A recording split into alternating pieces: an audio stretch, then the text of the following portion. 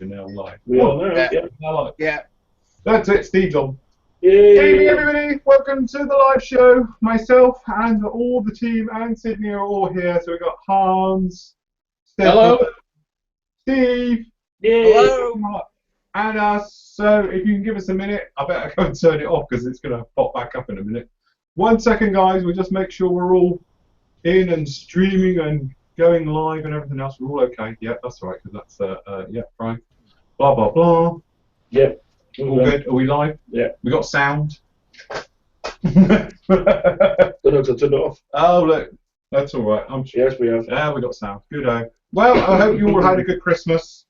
We certainly did. Had a very nice break here and everything else. Did you have a good Christmas? I did indeed, yes. You did. Yes, Yours Boxing Day though, didn't I you? had mine on Boxing Day this year because my other half was working Christmas Day. Bless. So yes, doing a good deed for the community. Well, yes, very good. Looking after everybody. A&E and Indeed. Plymouth. They were reasonably busy as well on Christmas Day. So Food poisoning or just drunks? no, it was a lot of chest pains and query strokes. Oh, query So, strokes. yeah, so it's obviously whether they were obviously shocked with what they got for Christmas. Probably. Yes. And then more shock when we got and everything else.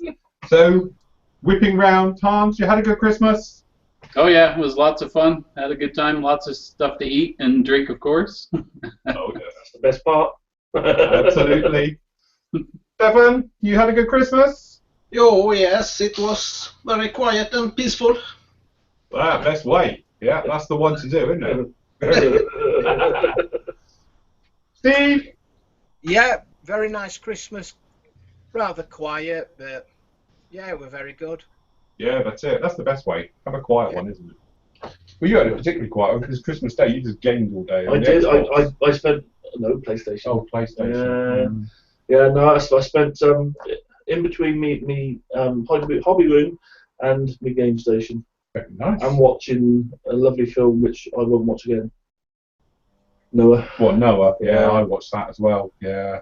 Skip forward the first 2 hours so you get to the end credits. Glad I watched it to say I won't watch it again. Yeah. Well, no, it's just one of those films. I'm glad I've seen it to tell everybody else how bad it was. Exactly. Doing your bit for community, stopping it.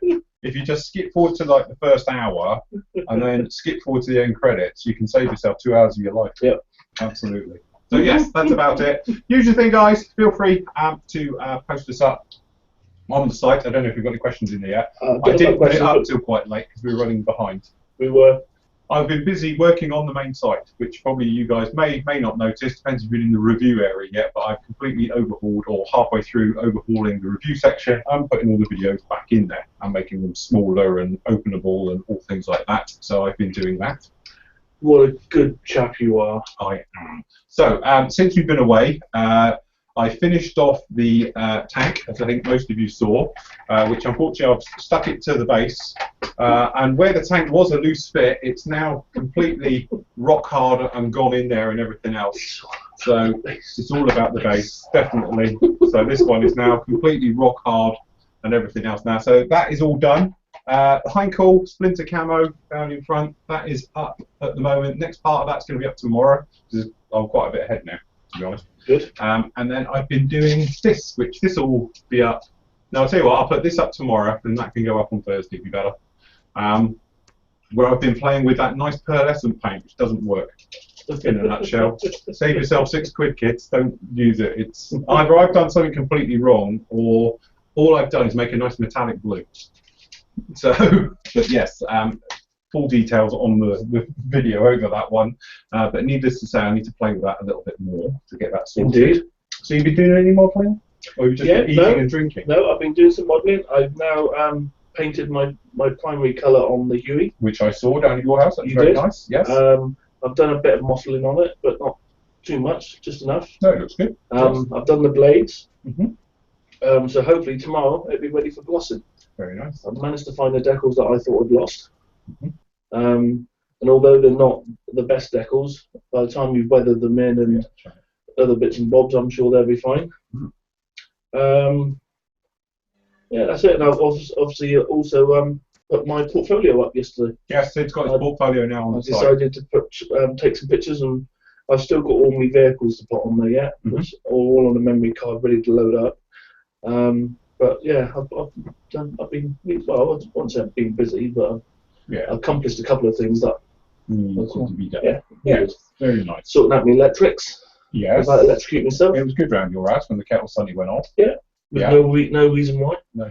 But at least it's sorted now. Yeah, that's it. Very good. The job that I needed to do that I was putting off since I moved in, which was 2009. That's right. I still haven't put the blinds up yet. Oh, Which I've got to do. dear, oh dear, oh dear. Otherwise I'm going to be in trouble with the boss. So, Hans, what have you been up to? Done any modelling? Just a little bit. Finally moving along with the good old Russian toss. Sorry. Working on the camouflage. One box. That's it. That's as good as it gets. That's it. It's a Lego brick. It's a Lego brick. Just takes a lot of time to get that all done. Yeah. Hopefully today we'll do the green, and then ultimately the black, and then we'll switch over to the main body, which is coming along pretty good, I think. Yeah. Most of the details are up on the site. Yeah, looking lovely. Fantastic. That's the main sand color that's all done. And Yeah. then I did finish off my BTR 80. That's up in the forum final reveal. That's all done for the Cold War SIG. And then hopefully, if all goes well, we'll start with, it's already up on the desk, I guess. We'll get rolling on this guy, and we'll do Very good. do the dual built with Steve here. Yeah. It's, busy. Very good. Fantastic. Stefan, been doing any modelling? Yes, I have done my superstructure Rhode Island for the USS Enterprise. Very nice. Yeah, fantastic work.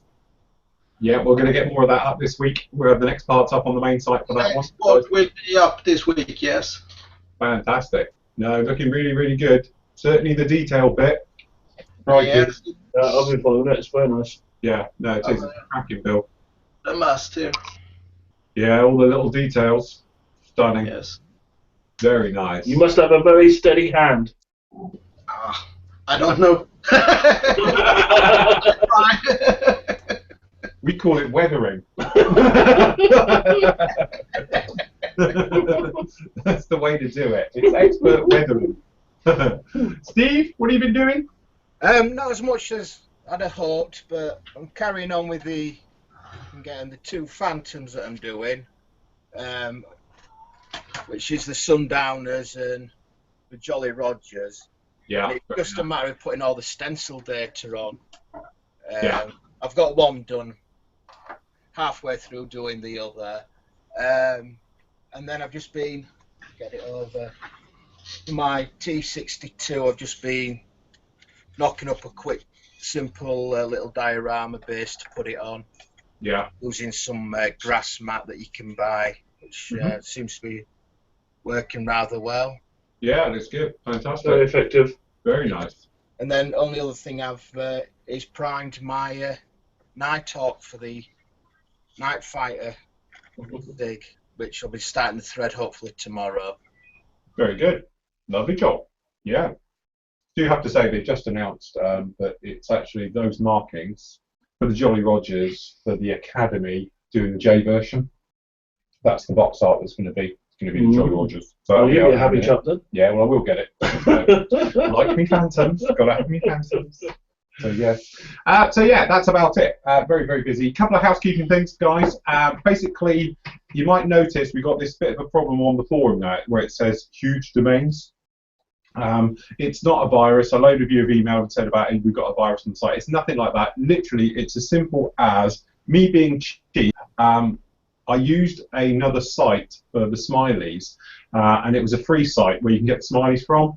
And instead of downloading them to ours, and that's how it used it was coming from their site across. And what's happened is, I presume they've gone bust or the domain name's expired or something. So that's why it now comes up with this thing saying huge domains. So if it is one of yours and you see it, just edit it and just delete it, and it'll go. I've done a load today to get rid of them and everything else, because I just thought when we put the new one in, because we've got the new one now, that would replace them. It doesn't. For some reason, it uses the code or whatever is in there, so it's stuck in the forum. So sometimes you've got the situation where people put a couple of like whatever smiley it was, I can't even think what they were now, and then somebody's then quoted it and then re-quoted, just end up with piles of them in one page. But if you go along and just literally delete them, they go, and that's it. Or you can replace them with the new versions.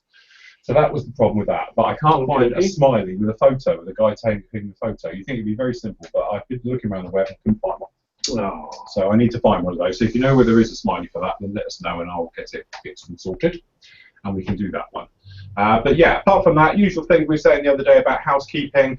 If you can do, it would help us all out if you make your posts, your signatures in the forum quite short. And if you can put your banners side by side, they will fit. If you can have 2 next to each other, that's great. Some of you have got like 4 or 5, which obviously they're out of date, some of them, so you're going to get the boxes with the unknown boxes from PhotoBucket in there. So if you can do that, that would be brilliant. And also, don't stick your stash in your signature, because otherwise that takes up mountains of room in your forum.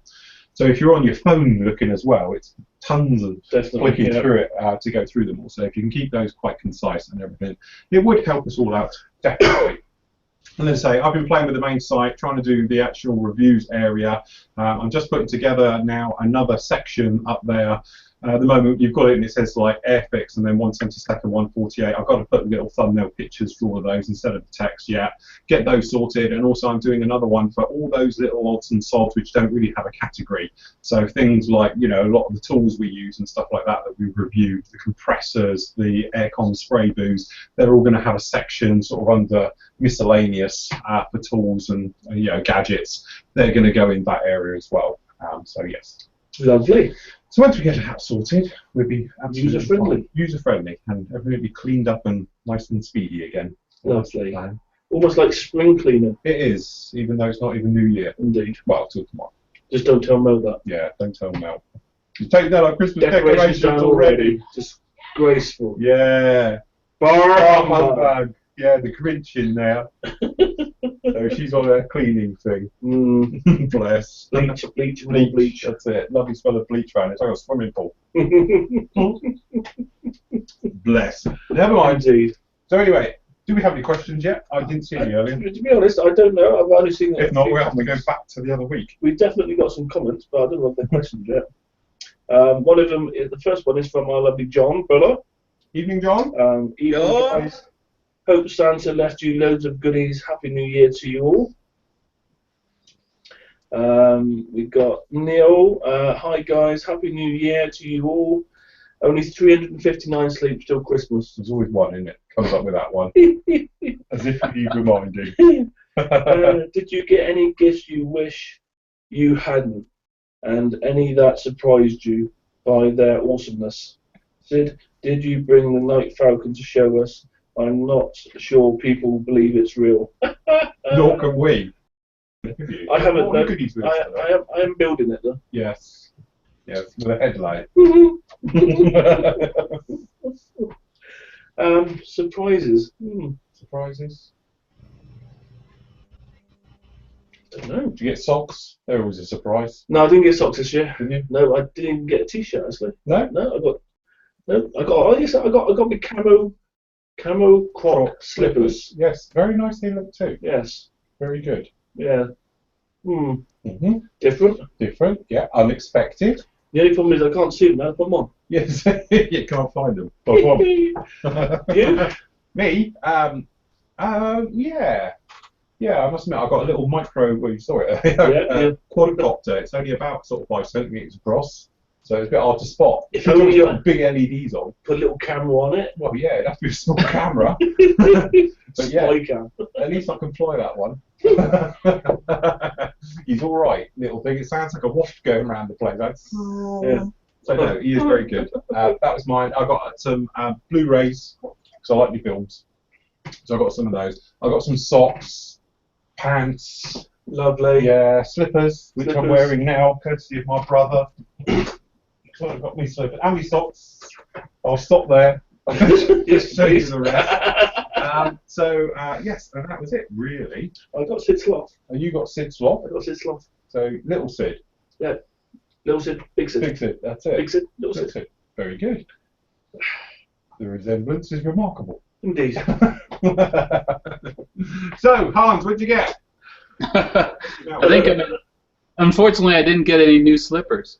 Oh, no. That's it. We got some glue for that. Yeah.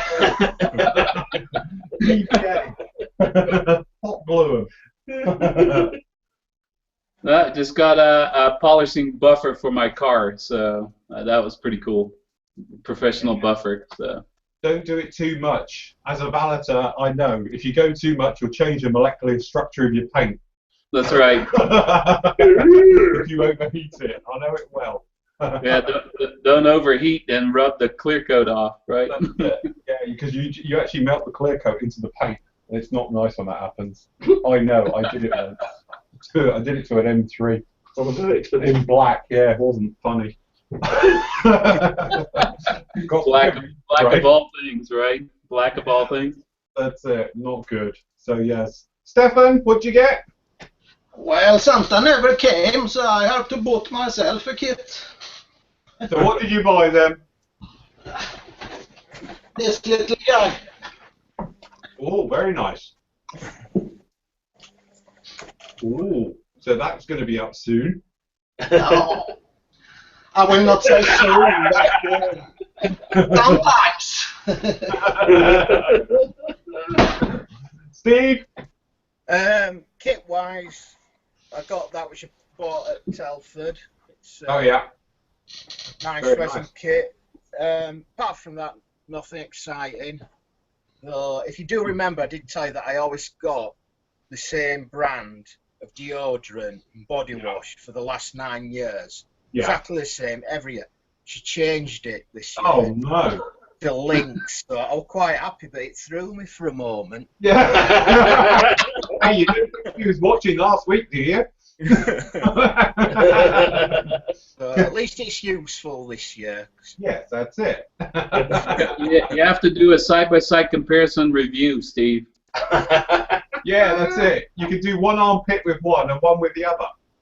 Oh, the other's useless. I won't mention any brands.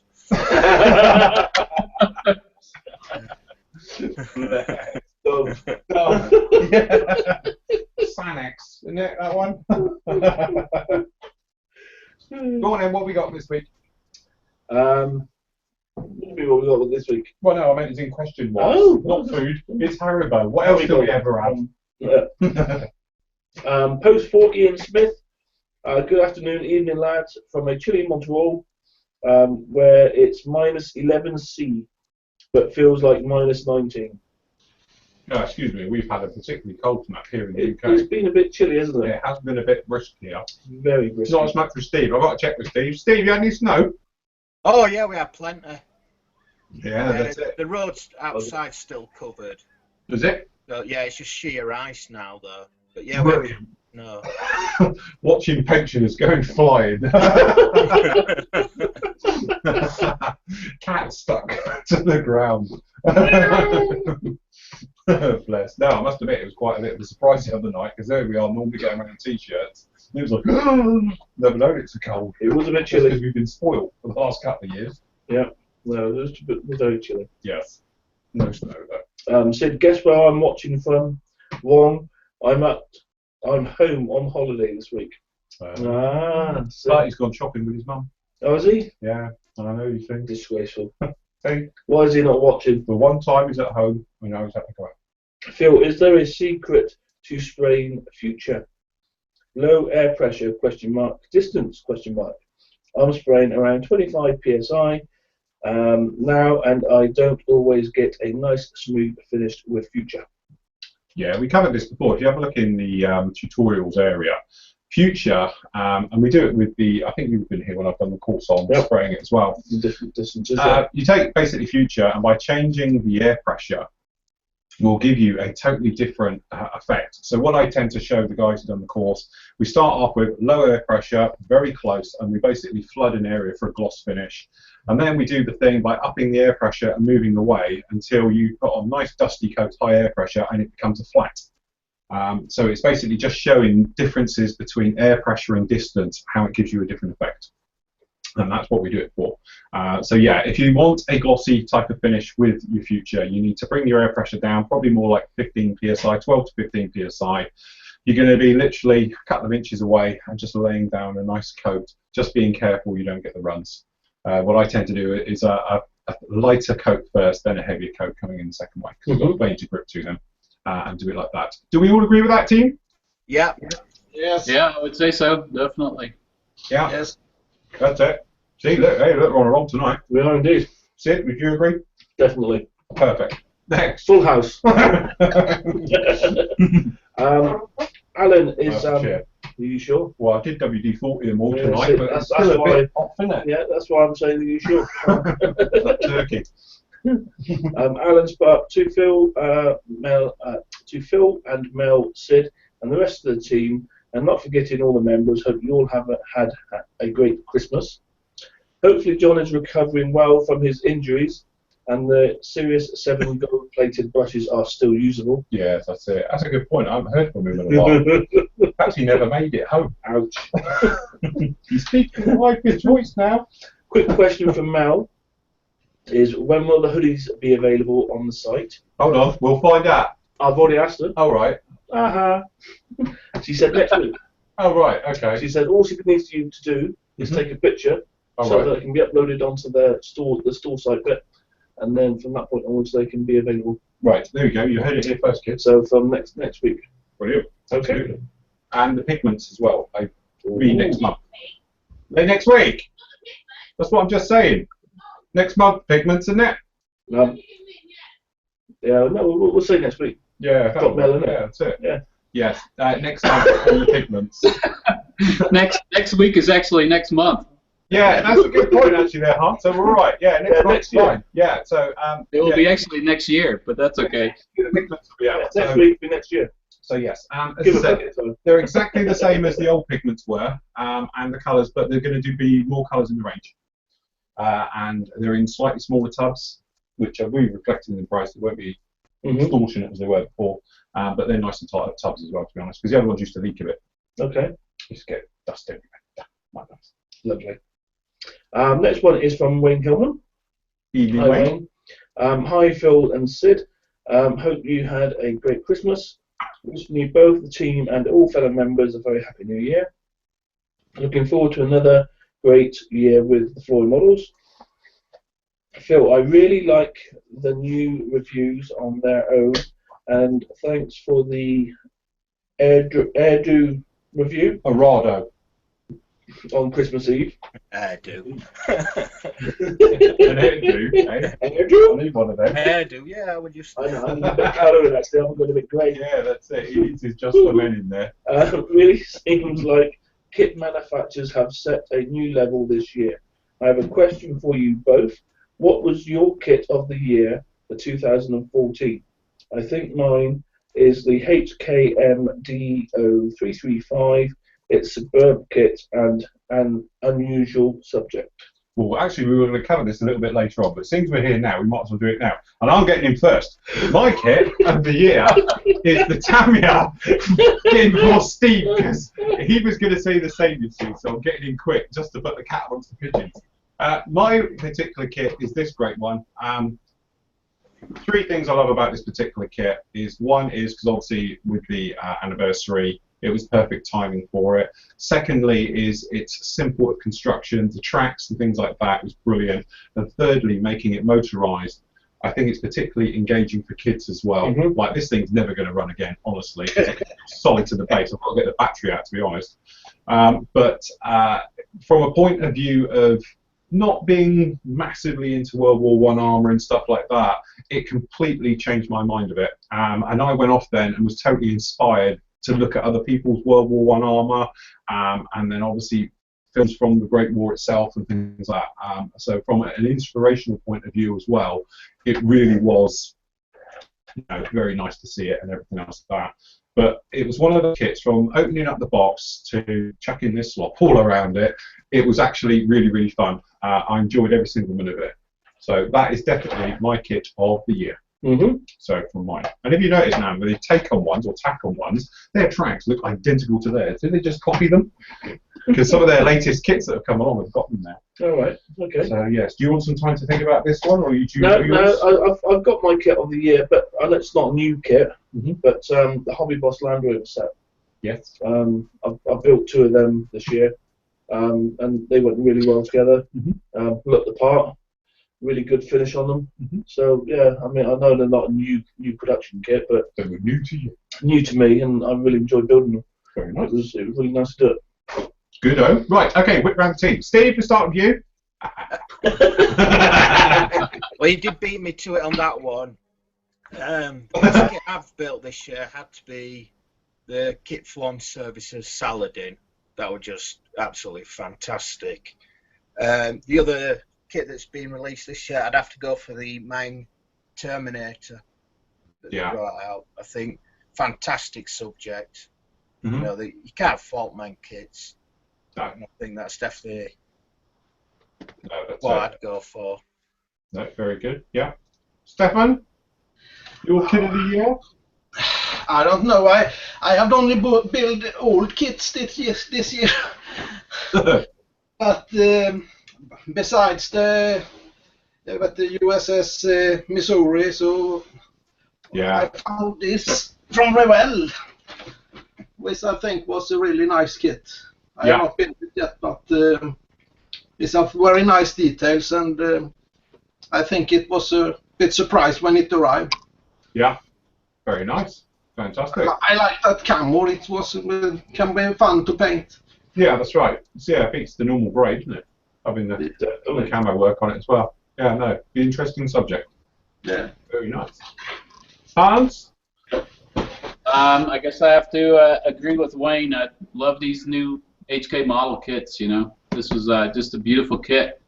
Partially because of just the molding, the slight molding that they're using these days.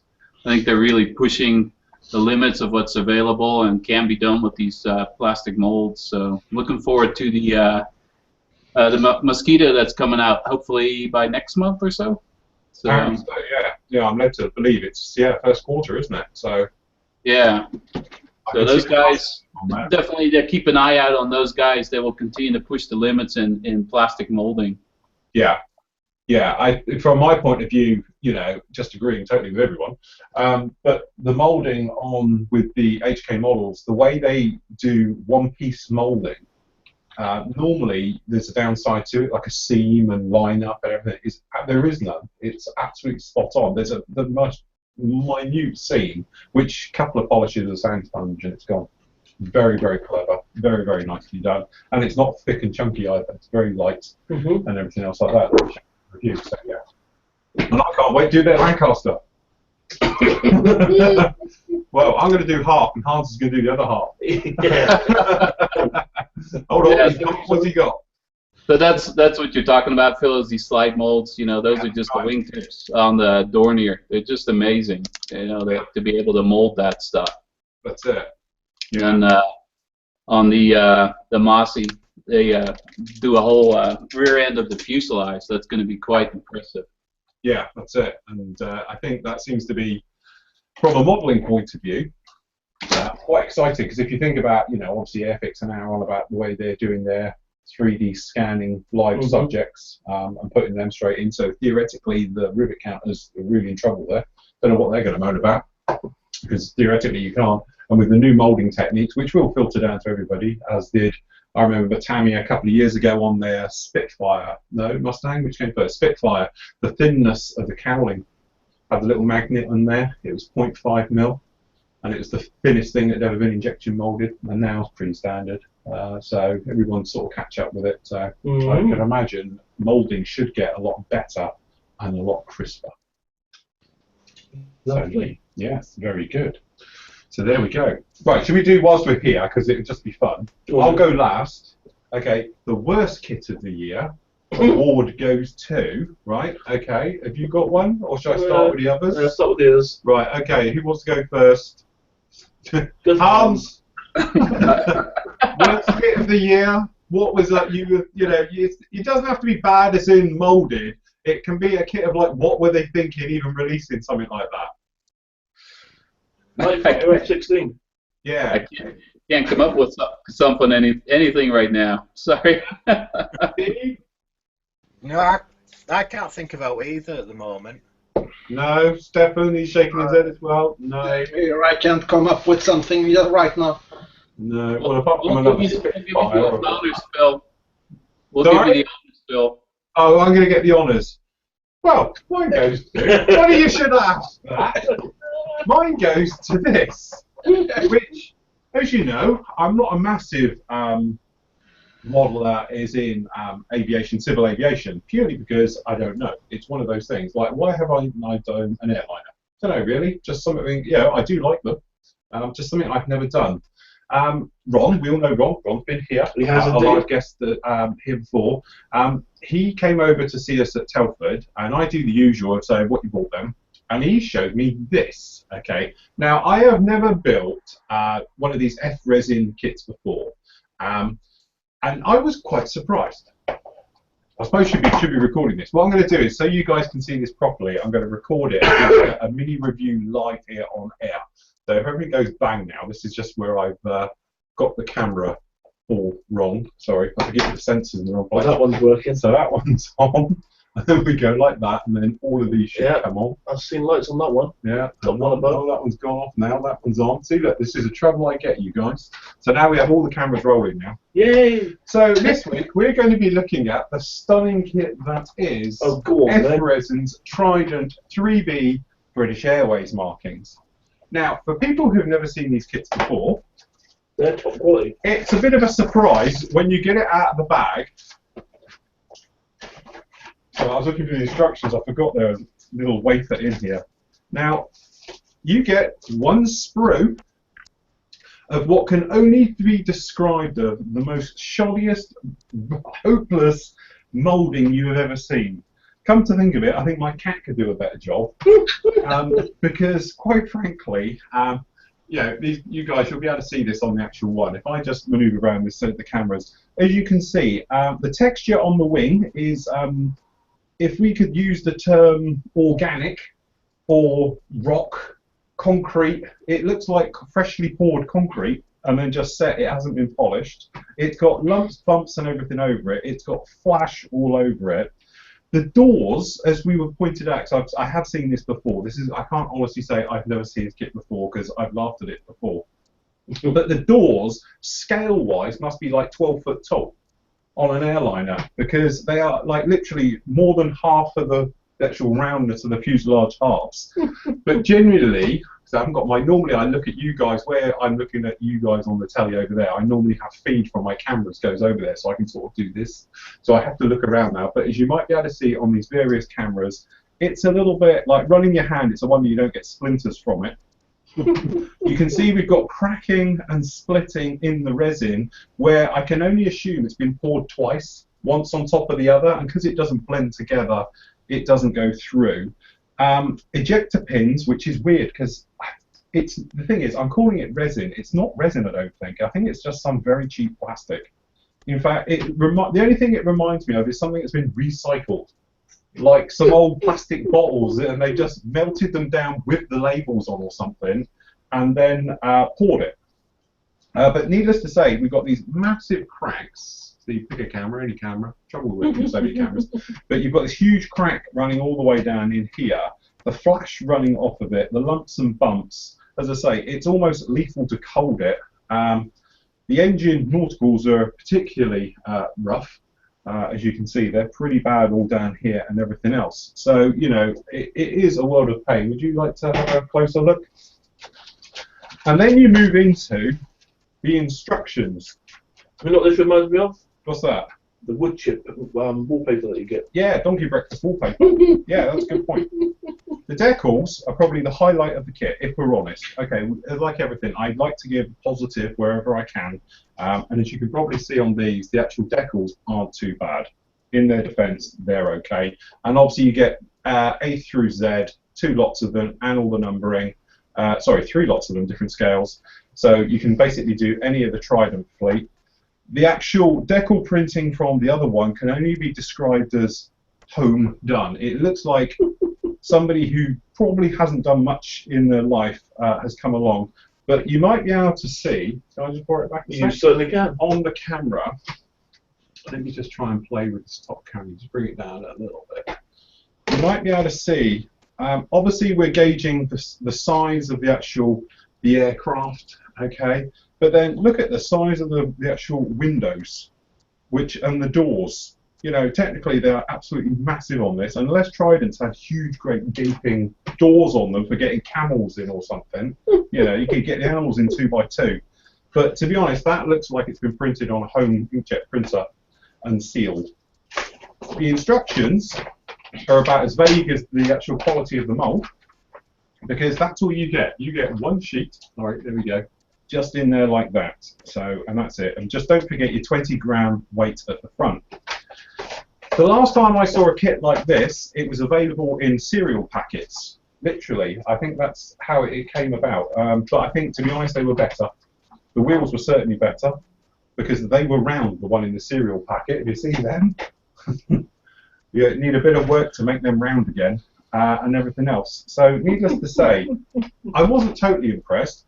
And then Ron told me how much he paid for this.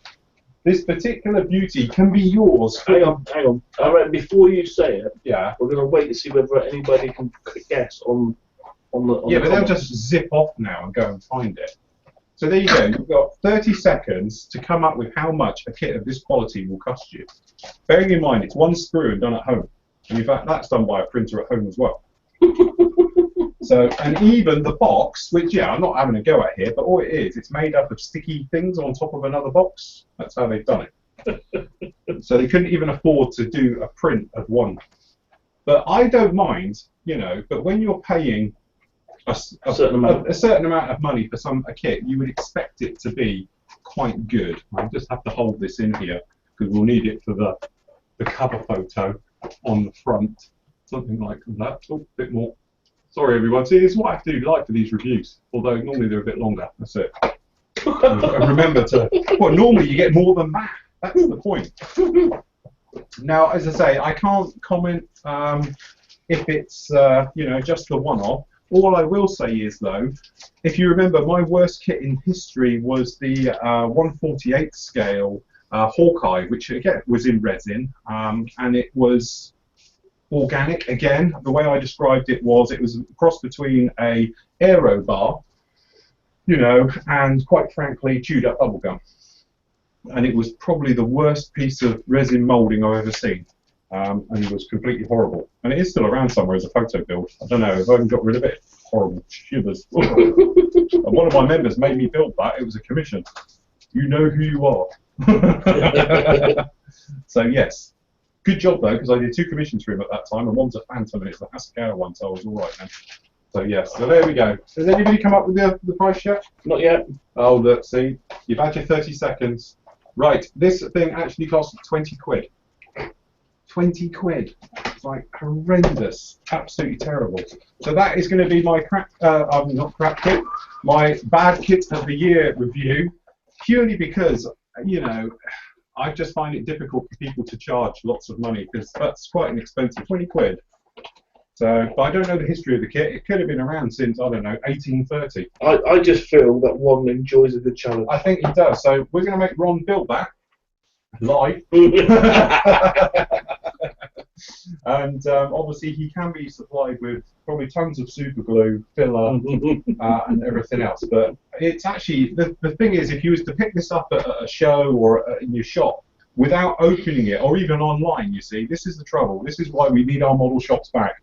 Because if you saw it, you think, oh yeah, that's a Trident. Well, you know, where else are you going to get a Trident kit from? And then you get it, and then you look at it and you think, Jesus God. So yes, not good. But it's a shame. And then on the upside though, it's the only Trident kit there is. Oh, there you go. So it's your only option, so you are stuck with it. So if you are a Trident fan, you are going to have to build this kit. So you wait. I'll wait for the email to come from the manufacturers. Another one. Can't believe you said that. That was an unfair review. So never mind. There we go. That's the live review of what I've seen as the worst kit. Sorry.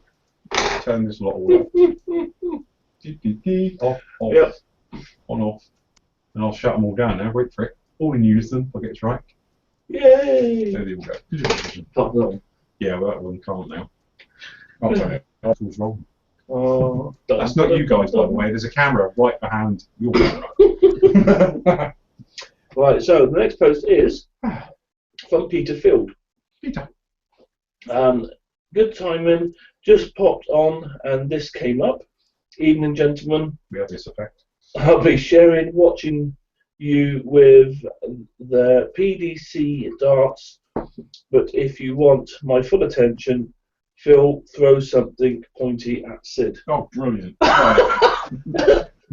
Where's my I crossbow? knew I should have read that first. Actually, my rescriber fell off earlier, so I can throw that at you. My pointy one. I actually ended up with a dart in my bottom once. All right, we don't want to know about your old history. It depends what Sid we're talking about. Oh, right, yeah. Come on, start him then.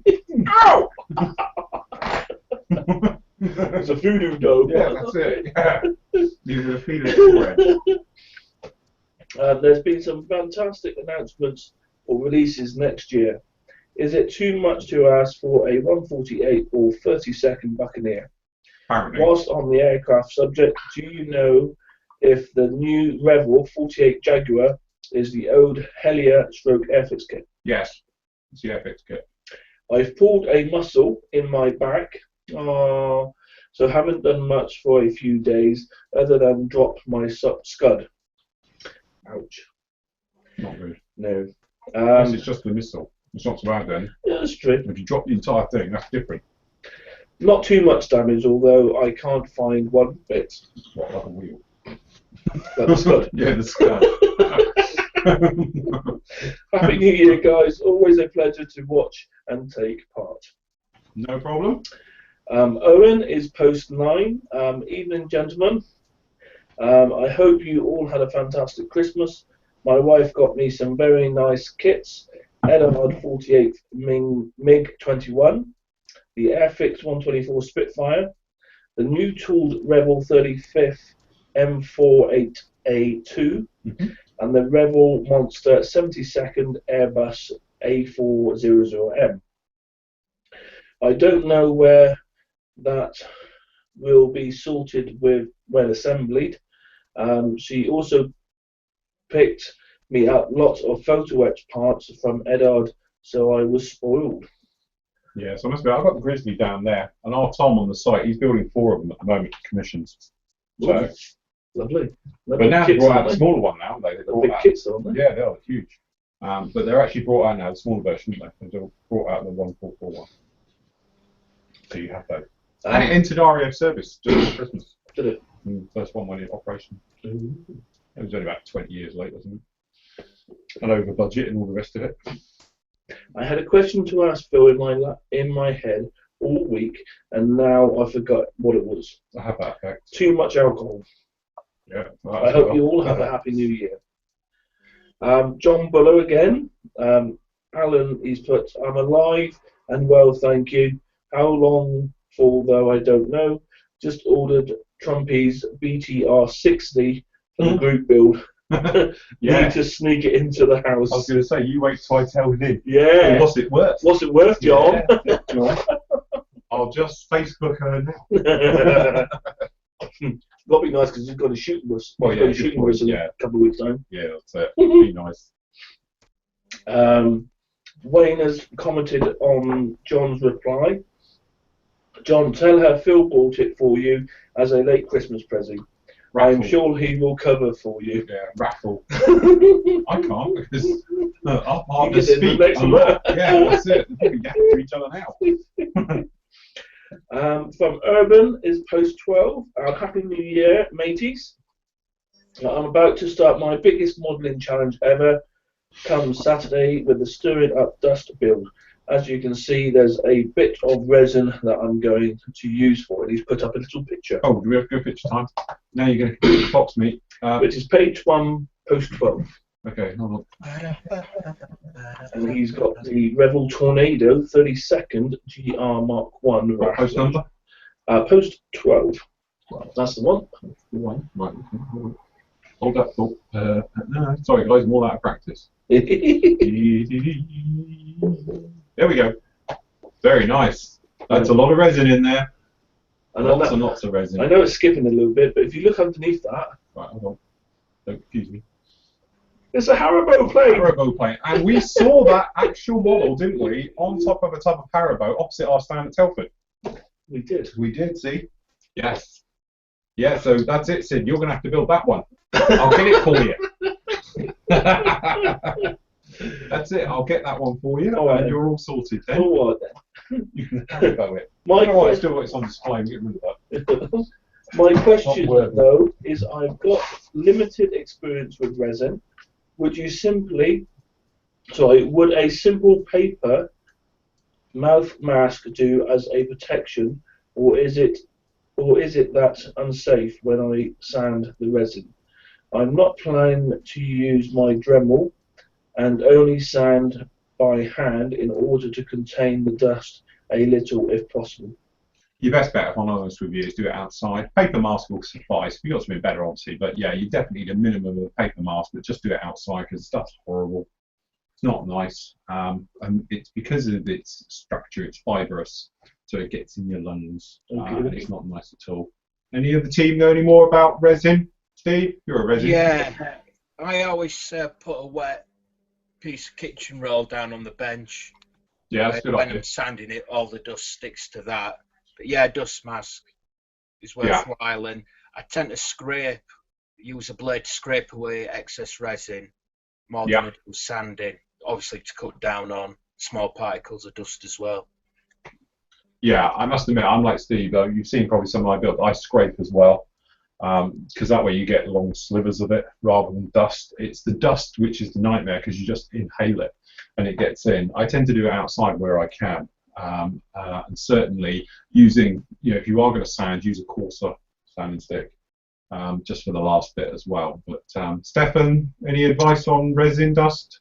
No, I have only used very small parts for my ship, and it's not much sanding on them, so I'm not worried so much. Yeah, that's right. Hans? Yeah, I would say, like Steve is saying, is just a wet paper towel just to capture the dust mask for sure. 80 grit sandpaper just to keep the particle size to a larger size, and then try to cut the casting blocks off with a saw rather than sanding them all the way down. Yeah, because obviously the biggest thing I did with it was the Star Destroyer, and I had tons of resin cutting and sanding to get that thing to fit. And to be honest, the way I did a lot of it off camera is I had the Hoover out there, because obviously this is patio door fine, slidey ones, and I had it out there with the nozzle in here, and all right, steady on, but I had the nozzle between my legs, literally here, and it's like, yeah, that's it. And when I was sanding over the top of it, and it was literally all just going straight in. But I did have my mask on as well. I've got that, the respirator with my filter, and I had that on and was doing it that way. And then it was out there. And in fact, because the Hoover is one of these wet and dry ones, so it doesn't have a particularly good filter on it, you could see the dust coming out of it as well. But yeah, definitely, it's not one to be underestimated, because unfortunately, I do know of modelers, and in fact, a couple of them aren't even with us anymore. I don't think it's to do because of that, but I don't think it is particularly healthy to be breathing in that type of stuff in the dust, because it is literally fibrous, which means it sticks like hell inside your lungs. So it's pretty nasty, horrible stuff. If you're doing little bits, like, as I say, Stefan's doing little jobs, little razor saw just to chop off the bark, no one's going to worry about that. It's when you've got something like we have at Star Destroyer, very large casting blocks, or you're in a situation where the guys were saying if you've got like a big resin block on there, don't sand it off, cut it, and do it that way. Razor saw, and just cut it as close as you can to the part, and then the job's done. But you say that's a good one though, definitely with a wet paper towel down there to catch the dust and make it stick. Or Hoover between your legs. But I wouldn't do that with the smaller parts, because you know what will happen. You're going to drop it, it's going to ding, ding, up the Hoover, and then you're going to be in amongst all that resin dust, trying to find the bit out of it, which is great if it's something like a keto tube, or like guns in resin. That'd be a nightmare. So you've just bought your nice new Arado kit with all that resin, and half of it's gone up the Hoover. You drop the hose pipe down, and suddenly it sucks like you've got a content to your death. Or the photo etch goes, the lot. Or you forget that you're That would be about mine. That would be a good outtake. Second question. Aries, question mark. Yes.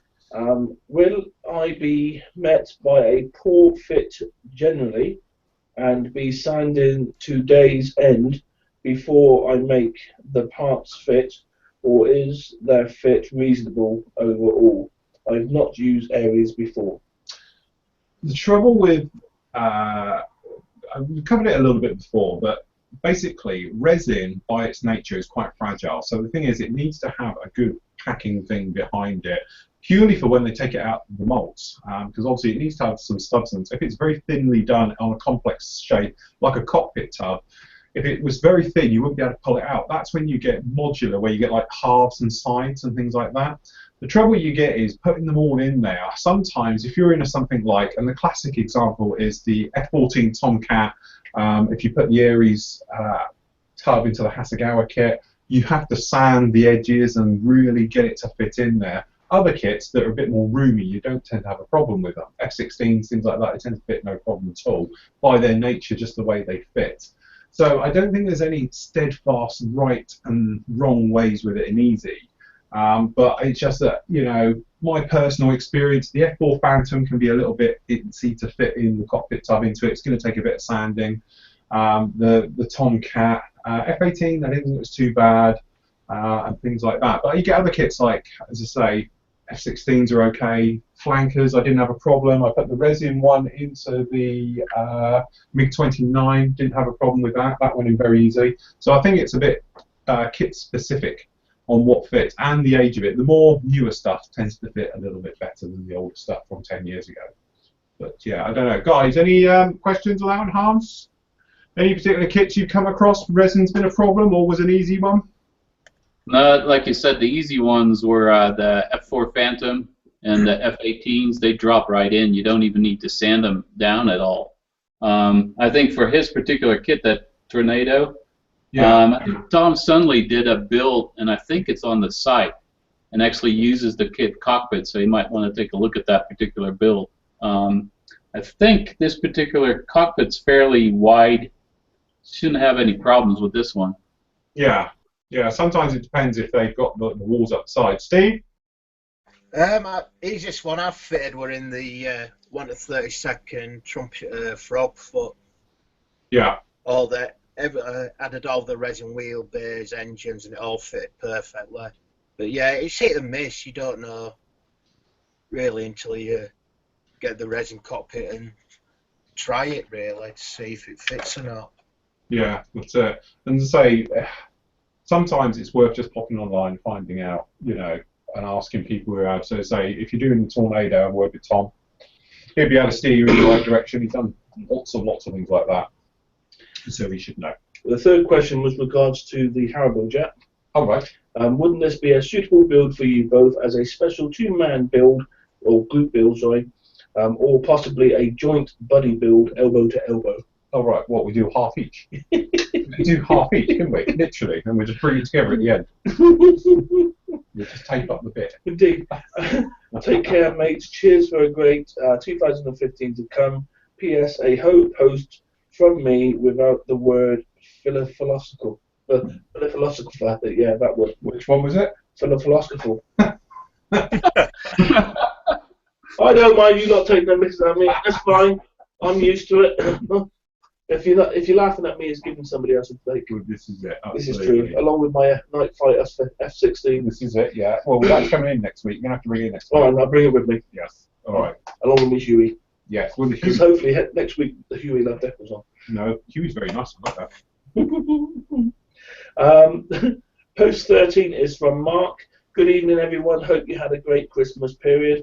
I was surprised after one of my family had watched one of the December's live show and saw the Star Wars Metal Earth model that was shown and bought me some for Christmas.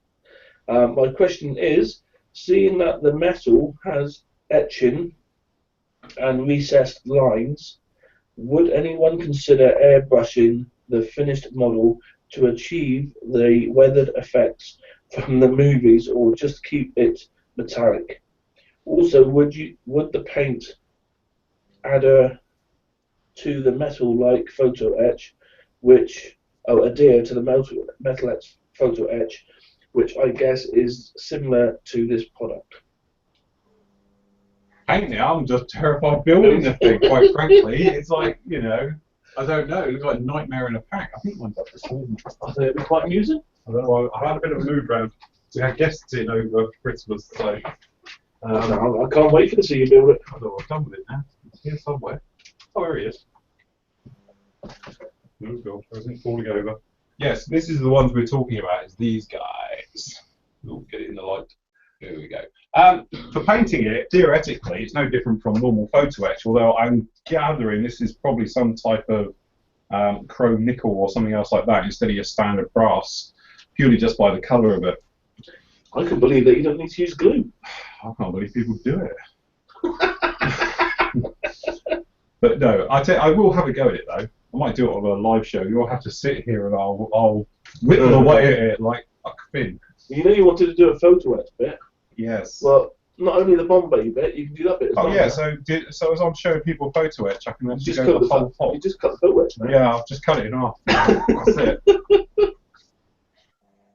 I'm going to say, though, while you've got that out, have you Steady. seen the new that magazine thing coming out with the 1/48th Millennium Falcon? I did actually. One of our members sent me the link onto it and said about, can we do this?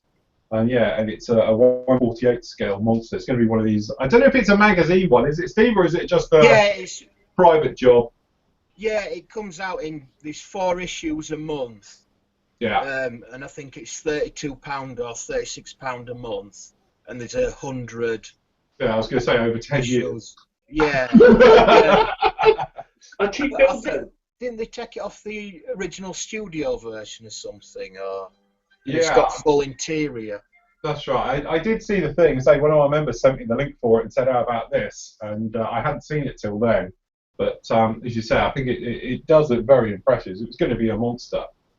But yeah, apparently it is. It says on there that it's taken it's all the original drawings and plans from the original. So it's supposed to be a complete scale replica of the original. So We'll get Mel to give it to you for your birthday. yeah, that's it. So, but Your birthday? over 10 years, you can build, or you can buy one easy instalment at £35,000. It'd be your retirement fund. You know what happened with these things, though, isn't it? Which is the magazine which did that, and like people got halfway through building whatever it was, and the company went bust.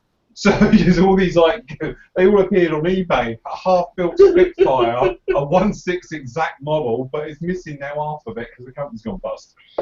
So, but no, these things here, as I say, if it's not off-putting looking at it, here's the instructions. Let me get the glare off it. Literally get the camera to lock in. It's pretty, you know, in-depthy. It's not a straightforward build, I'll tell you. But there you go, so a bit of fun, Entertainer? entertaining, something to do when I'm in hospital, having something out. Yeah. No glue It's a required. travel kit, kid. Travel kit, yeah, those long flights. When I go to Hawaii. Exactly. While you're on holiday, you can Whilst do I'm that on the build. plane, I can sit there, you know, in cattle With your class. little go cam. Yeah, I'll be You go alright. Yeah, I can have my camera and everything on me. Because I'm very like cattle around the back with the sheep. I'm gonna have my, you know, that's it. No leg room for me, 6'4", and I have my knees by my ears. You know. I think it'd be quite good. So yeah, I could do that. But I must admit, I did see somebody the other day on my Facebook posted up, and they'd done the TIE Fighter. It did look very good. So one of those ones. Working quite well. What's this space? Watch this space. Post 14 is from Chris Foster. Evening, chaps. No question from me tonight. Just wanted to wish all the Floyd team and Floyd members best wishes for 2015 and happy modelling. And to you, Chris. Absolutely. Russell, hey, hello, Russell. Russell. Good evening, all. Just want to say Happy New Year to you all and all of the other members from Lee and I. What's Hans doing? Ooh, Caught him. cool. Caught him. Cool. He's got ripping his trousers, isn't it? Yeah, that's it. I'm just reading ahead.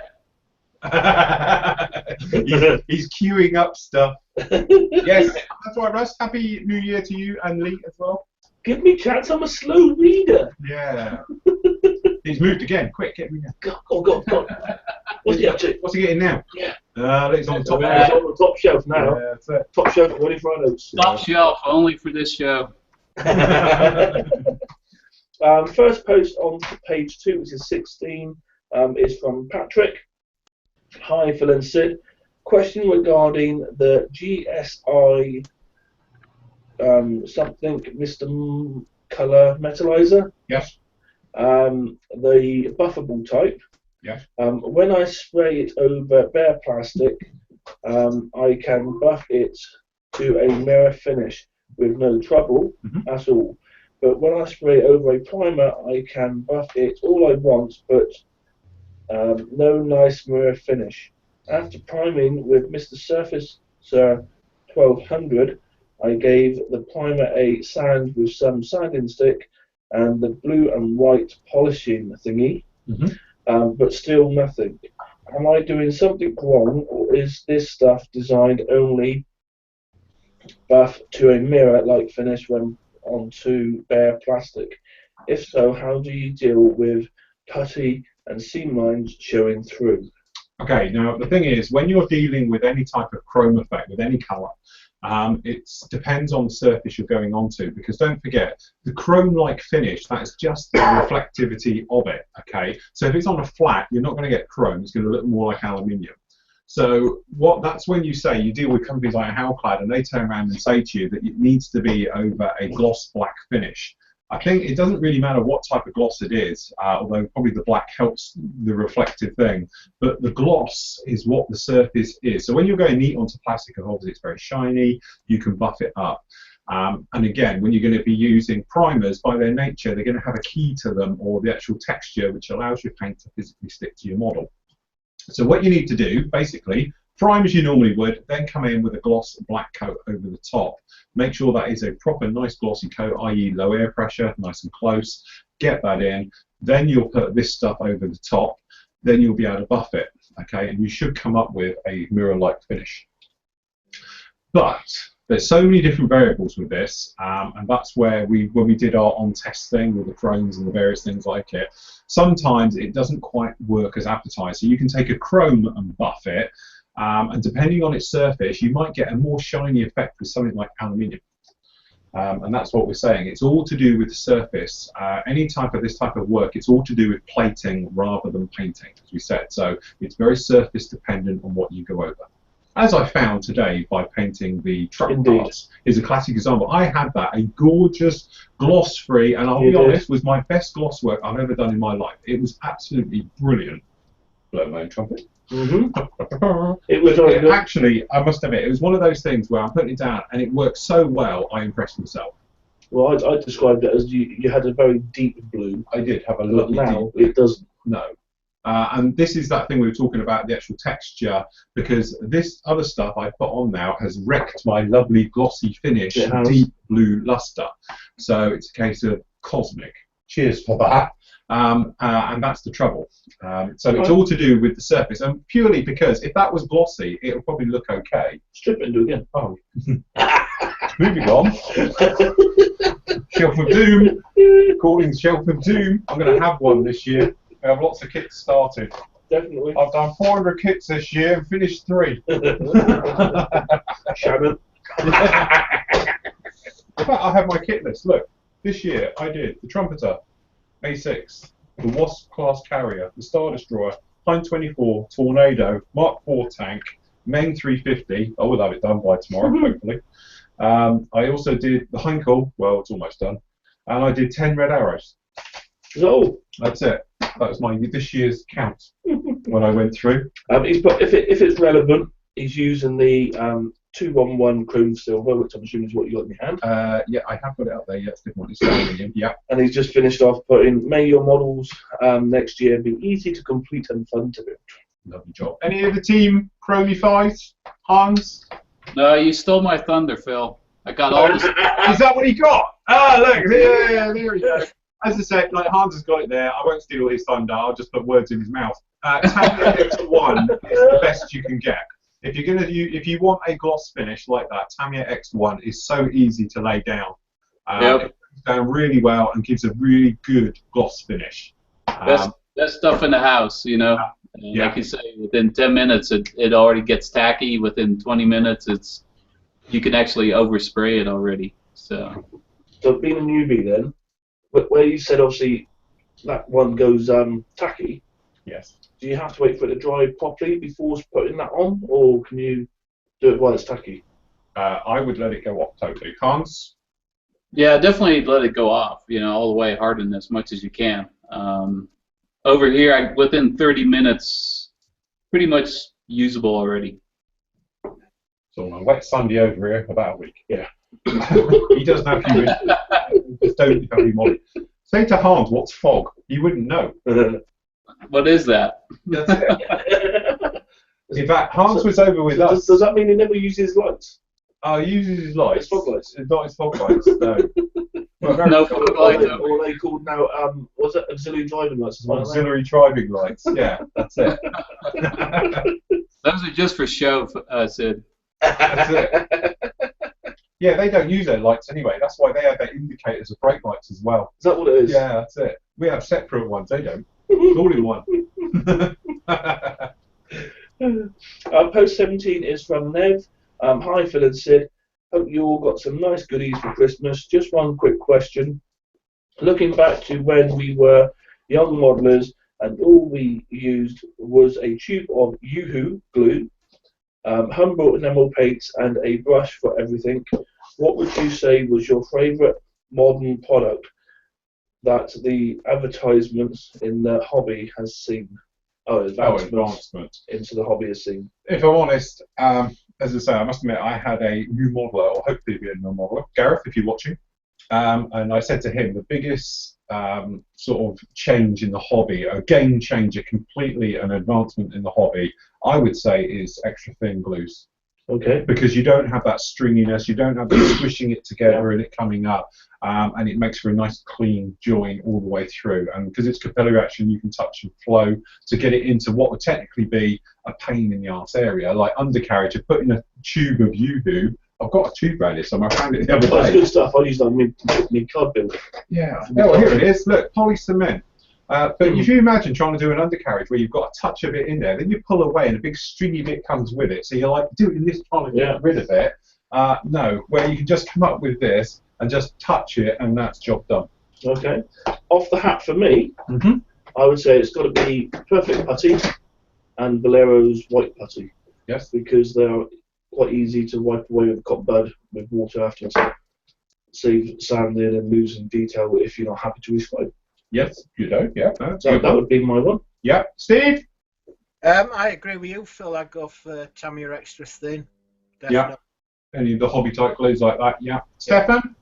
Yes, I think it's the extra thin as well. Yeah. See? Okay. Real change. Then. Yeah, gotta go with the extra thin. Probably the best product on the market. You know, making gluing a pleasant experience, and then Sid, like he's saying, the putty. You know, that stuff is pretty awesome. When we reviewed that, the Perfect Putty, that's pretty cool stuff. Yeah. Love that stuff. Good stuff. Yeah, it's excellent stuff. Yeah. See, I'm learning stuff. So you are doing well. Very happy New Year to you all at Floyd Models, and of course to all the members. Best wishes now. So keep going. I've just got to find That's fine. Post 18 is from Brett. Hi all, and Happy New Year. Do you have great plans for the New Year Eve? It's been a great new year. It's been a great year watching Floyd Models grow and all the great builds. I'm looking forward to next year and all to come. So yeah, any plans for New Year, basically, to start with? No, me and Mel, that's it. Me, Mel, the dog, cat. I don't really celebrate New Year, I must be honest. What, you Chinese? Christmas, yes, but me and my partner, we're not fussed about New Year. No. No.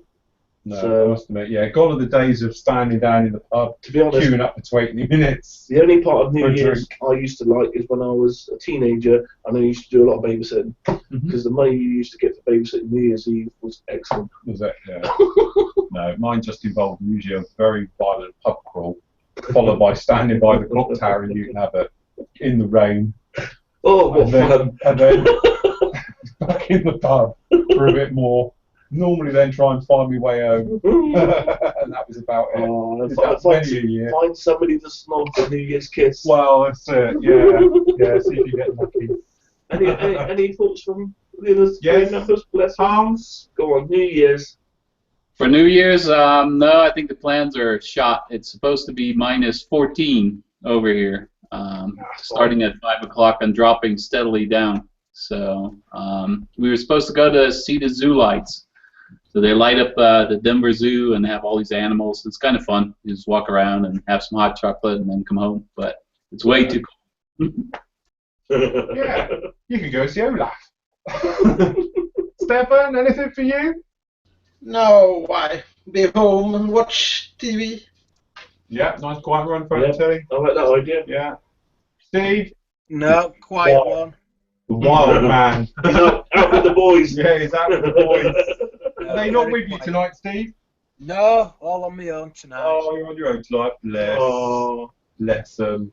Yeah. Yes, no, I must admit, my days of that type of thing are long, long gone. In fact, I'm to the point now I can't think of anything worse. the thing is though, you have to pay now to get into a normal pub Yeah. on New Year's night. Well, I must admit, for the last few years, as I say, the Facebook lot of Mo is we normally go up to Staffordshire with the other family, Right. male side of the family, and we normally go to a very nice hotel, and we all get dolled up in our dicky bow ties, Oh, lovely. evening things, we cover bum, or just Lovely. recover as I call it, and everything else, and we have a very nice meal and drinks and all the rest of it. Very, very Oh, sophisticated. la-di-da. But this year we haven't been invited, No? so I must have done something wrong. Now what you Yeah. done this time? Yeah, that's it. I knew that a pint wasn't a good idea.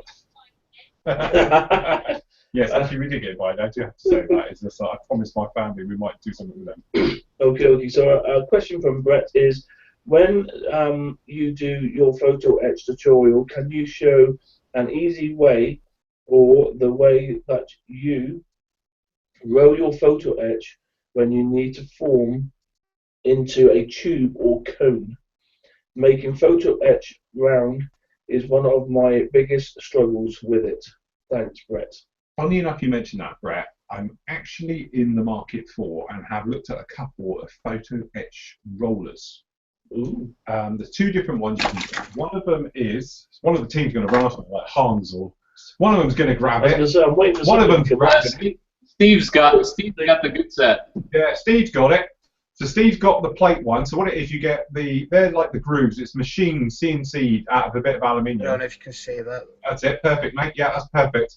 And so what it is, then you have the bars go in front, steel bars, and you place them in, and you can roll them that way. So does it come with a little bar? Yeah, it comes with the bar tool as well, and it's Steve Yeah, it comes with various size one. aluminium Yeah, rods, steel That's rods, yeah, different sizes. I think they did change it to wooden dowels. that's right. But it's a good tool because you've got obviously that side for rolling. It's got rubber on the back, so you can roll parts on the Yeah. back as well, Right. and also you can make grab handles on the side.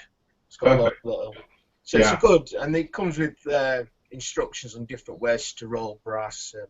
Can you remember whose it is? This is a small shot. Is that what they're called? Small shot. Yeah, I think it's. I'll just. It's. Just dropped them all. It's the same company who make the hold and fold tools. Oh right, yeah, So I think they do call them the small shop. that's right. Yeah. Yeah. Okay. Yeah. So one of those was looking at, and the other one I was looking at was quite ingenious. What it was is I will find the link for it and bring it back. So I'm not sure if it's totally suitable for our thing, but it's like a mini roller set that you would roll sheet metal on, but it's a mini version. Right. So what it is, you basically have got rollers and you put them in, and it's got literally a little handle on it, and you roll it, and it will pull it round. Okay. And then obviously by adjusting it and pushing down more, and you can adjust the roller size to different size things. I think it's a bit overkill for what we need. I think it's more for sort of precision, small engineering work, Yeah. And it was a lot of money. But as you say, it was literally looked like a mangle. You put your metal in it and bend it, and it actually rolls them to the sheet size and all the rest of it. But I think by the time you would technically fart around setting this thing up just to bend one little bit, if you got the one like Steve had, you can just have a look at it, roughly work out the size you want and can place in there, and away you go with it. But a very handy tool, Okay. to say the least. Yeah. Stefan, what do you use for all your photos work? Any particular rolly things? No, but that tool Steve had there looks like I would get some of this. Yeah, that's it. I've used a drill on the backside of a mouse pad Yeah. and rule the thing. Got it rounded. You'll have to be quick though, because the Flory effect. I get it on tomorrow. That's it. Quick, order it now. Hans, have you got anything weird and wonderful? No, actually, I'm missing that tool. I'm still looking for a reasonable price more than anything. I like what Steve has. That's just a wonderful device. It's so simple, doesn't it? Yeah, Yeah. yeah. The nice thing with Steve's as well, if you've got the wrong size, you can just go to the next one. I thought you were going to That's say. it. I thought you were going to say Steve Simple. Yeah, simple. You like simple items, that's all I'm saying. So yes, Love yeah. you, Steve. Love you, Steve. You look good. That's it. He'll go off to ISM now or something. I think Steve went offline. No, he's got the pointy thing ready to stab me. Yeah, that's it. Yeah, look. Oh, no, there you go. Yeah, Oh, no. scalpel ready. Yeah, I'll bring it to the barbecue, Phil. Just Oh, thanks, Steve. Post 19 is from Dave. Hi, Phil, Sid, and a happy new year to you all from all at Flory Models, Flory members. Post 20 is from Keith. Good evening, everyone. I have a basic question. How do you stick small parts to cocktail sticks, etc., for painting? Do you use CA glue? Cheers, Keith. Depends on literally how small you're talking small. Yes, if it is something and we're talking literally a leg of or something, then yeah, I do. I super glue them onto a cocktail stick. If it's anything bigger than said small thing, then I tend to use the old, I'll get a bit of a tack, I'll worm him out a bit, and then I'll just stick him down one side, something like this, and then I'll wrap it around and roll it, and then we're good to go with sticky things on sticky things. He says, and it falls off, and you should then be able to push one onto the other and do it that way.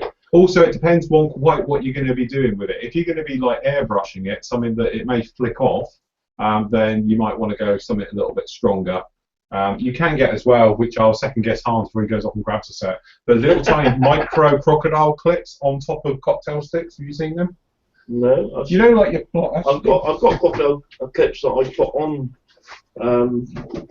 cocktail sticks, but they're not small ones. Right, Hans, have you got anything before he disappears? Or He's Stefan, disappeared. isn't it? Stefan, have you Here we go. crocodile things? Here we go. Back. These are what you're talking about. Yeah, that's what I've got. Yeah. Yeah, that's them. So they work pretty good. Just I must admit, if it's something that you one side of it you're not going to see, Yeah. I drill a little hole for it, Mhm. whichever side you're not going to see, Yeah. and I actually put the cocktail stick into that. Oh, right, yeah. Yeah. I must admit, I'm very similar to that as well. If I'm doing something small, like a wheel or something, I usually drill a hole through the bottom and stick a cocktail stick in it. I.e. if it's figures and they're sat down, Yeah. I'll drill a hole through the bottom, so to speak, Steady. and put a stick in it. Yes. Oh, there we go. Oh, these will work pretty. These work pretty good, I think. Yeah, that's them. And they're on small little wooden sticks themselves, so they stick into polystyrene or whatever you need. Yeah. I've got Styrofoam. about eight. Yeah, you just stick him in one of these guys, and Yeah. you're all done. Yeah. You know?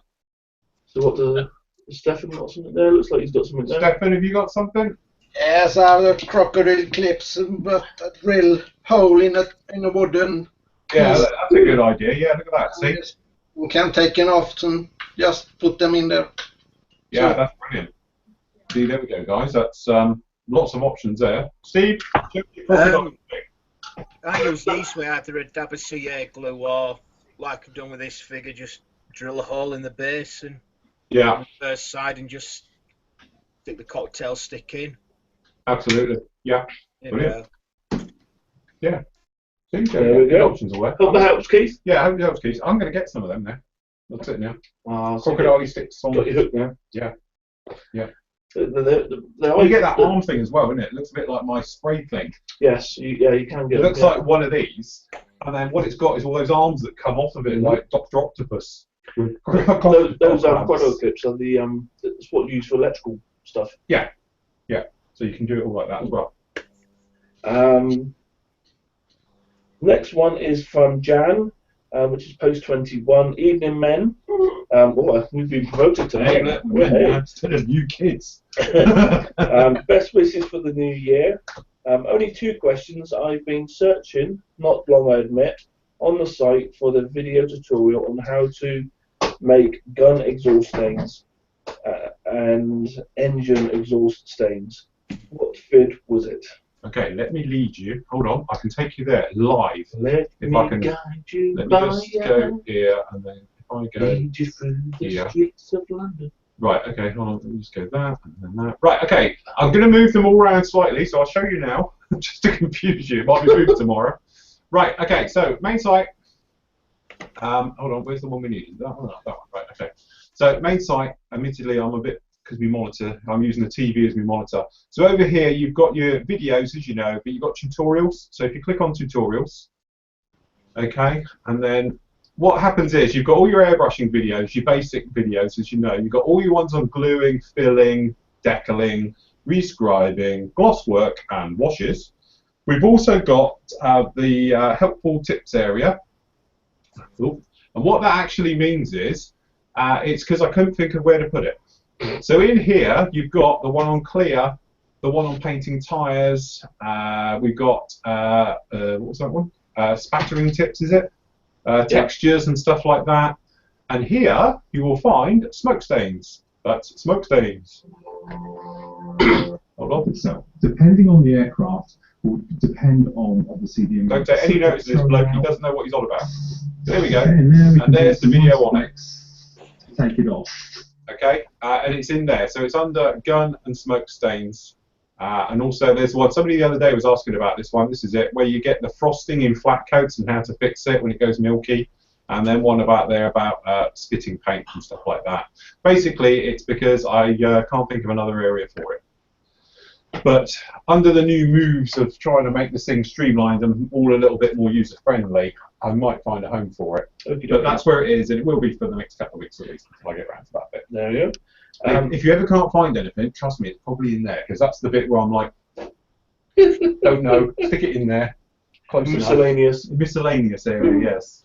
That's other. Yeah, I even managed to say that. Say it again. Miscellaneous. Yeah, you said that. Also, he's put, for the financially challenged modelers, what Floyd washes colours do you recommend? Just get the dark dirt and the grime. To be honest, as I say, no, I don't know the company. No, basically, from the point of view of your washes, if you know the dark dirt does, most of my stuff has dark dirt on it. Simple as that. The tank has now had the grime. I love the grime and the dark dirt, and you can use one with the other quite successfully. And to be honest, all that work we did on the tank, which everybody was like, "Wow, how did you do that?" Blah blah blah. Literally, it was a 30-second job. Dark dirt on first, which gives you your shadow areas, and then it was just a case of the grime straight over the top, another coat of grime just to build it up so it's solid, and then cold water, power washing it off with the airbrush to get the chipping effect. And it was so simple, it was literally 10 minutes out of your life. Awesome. Yeah, no problem with it. So yeah, that's the two I would go for. Obviously after that you go with a light, because you can do winter camo with it, but also you can lighten up the other colours if you want to. And don't forget, you can mix colours together. So with your grime, you can add a little bit of dark dirt to it to darken it up. Okay. if you want a darker version of. But they're the two primary colours I would use. Post 22 is from Derek. Hi all, Happy New Year to you all. Got some AK True Metal to try. When I opened the first tube, it made a pop, Did it? and a large amount evacuated itself over my hand. Evacuation. Squirted out. Something like that. I don't know if this has happened to other people, That's why. or to warn people that this might happen. Sid, have you ever had one go off in your hand prematurely? Not personally, no. just checking. Took bloody ages to clean up, and had a lovely shape. Hold on, Still I'm not believing this. This is a wind-up. So let's get this straight. He had something go off in his hand, and then it took him ages to rub it away. This is a wind-up, isn't it? Adam? Yeah. He's under an alias. Keep up the good work. Sorry, love, it took me ages to get that off now. Post 23 is from Ari. Hello guys. What scale model is most interested in what the manufacturers have promised to 2015?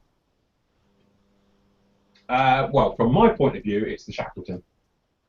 If you want my list of kits, I'm looking forward to, because we get this every week, so we'll cover it. I'm actually getting a bit of a list now. Before I said I'm just going to build my stash. I'm not now. I'm going to go for the new Mosquito, the HK one, just because it looks brilliant, and it'll be a nice one to do. And then obviously the Shackleton, which may or may not be this year. They are saying it's this year, but it's interesting to see, because there's another company now. There's two of them now released Shackletons, isn't it? All right. Yeah, there's an AW2 as well coming out. Okay. Well, somebody else is doing one. So it's like buses. You don't get E for like 30 years, and then two come along at once. So really, they're the kits I would like to go for.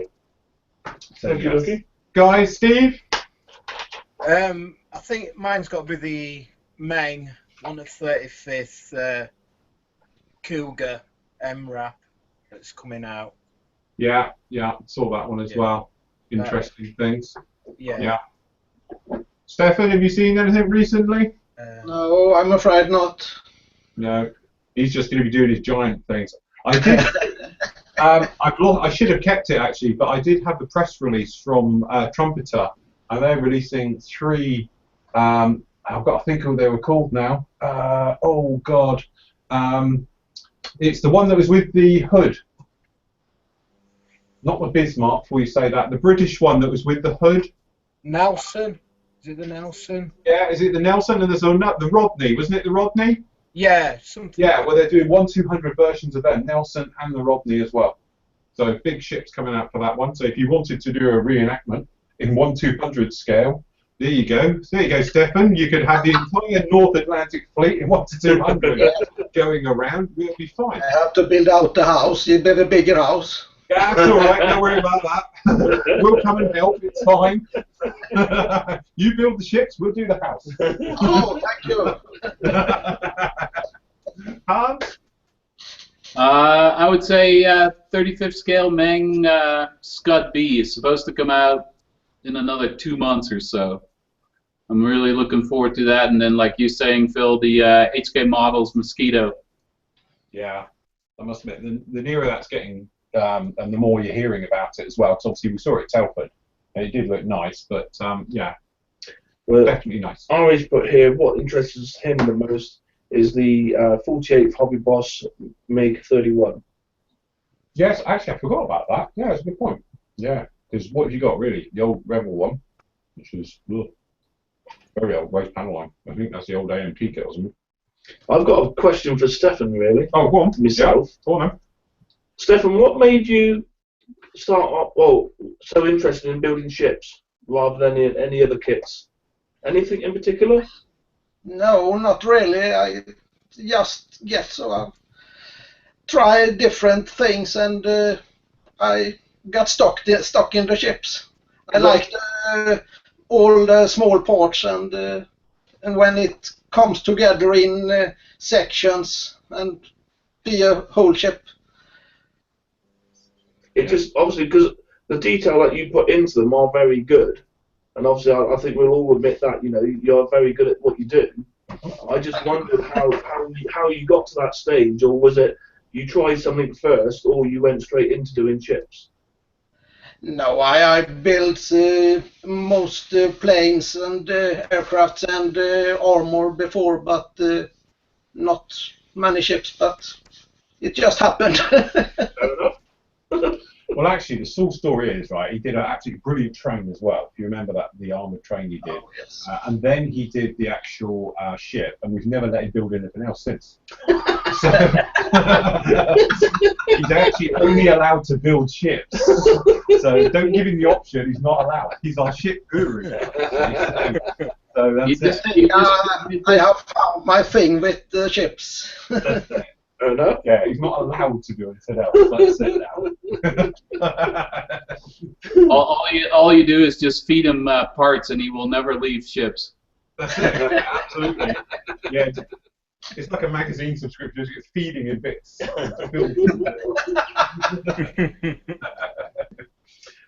Post 24 is from Fred. Just a quick Happy New Year to everyone from a cool, wet Texas. Oh.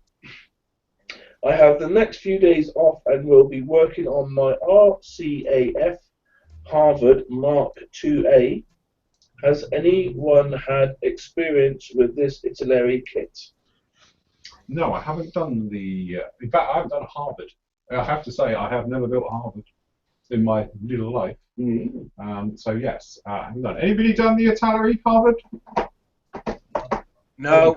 Nope. No. No. Elle's shaking her head. Look, shaking. Shaking. No. As I say, it's a relatively new kit, and I think it's their own. I don't think it was a Reeboks. Okay. So it should be right. Post 25 is from Daniel. Hi to you all. Hope you had a fab Christmas as usual. I ate and drank too much. Oh, do we all? Or didn't we just? I've still got a house full of food to eat as well. Question for you. I would like to do a 30-second scale F-14. Not sure if I will do as a out-of-box build or with extras.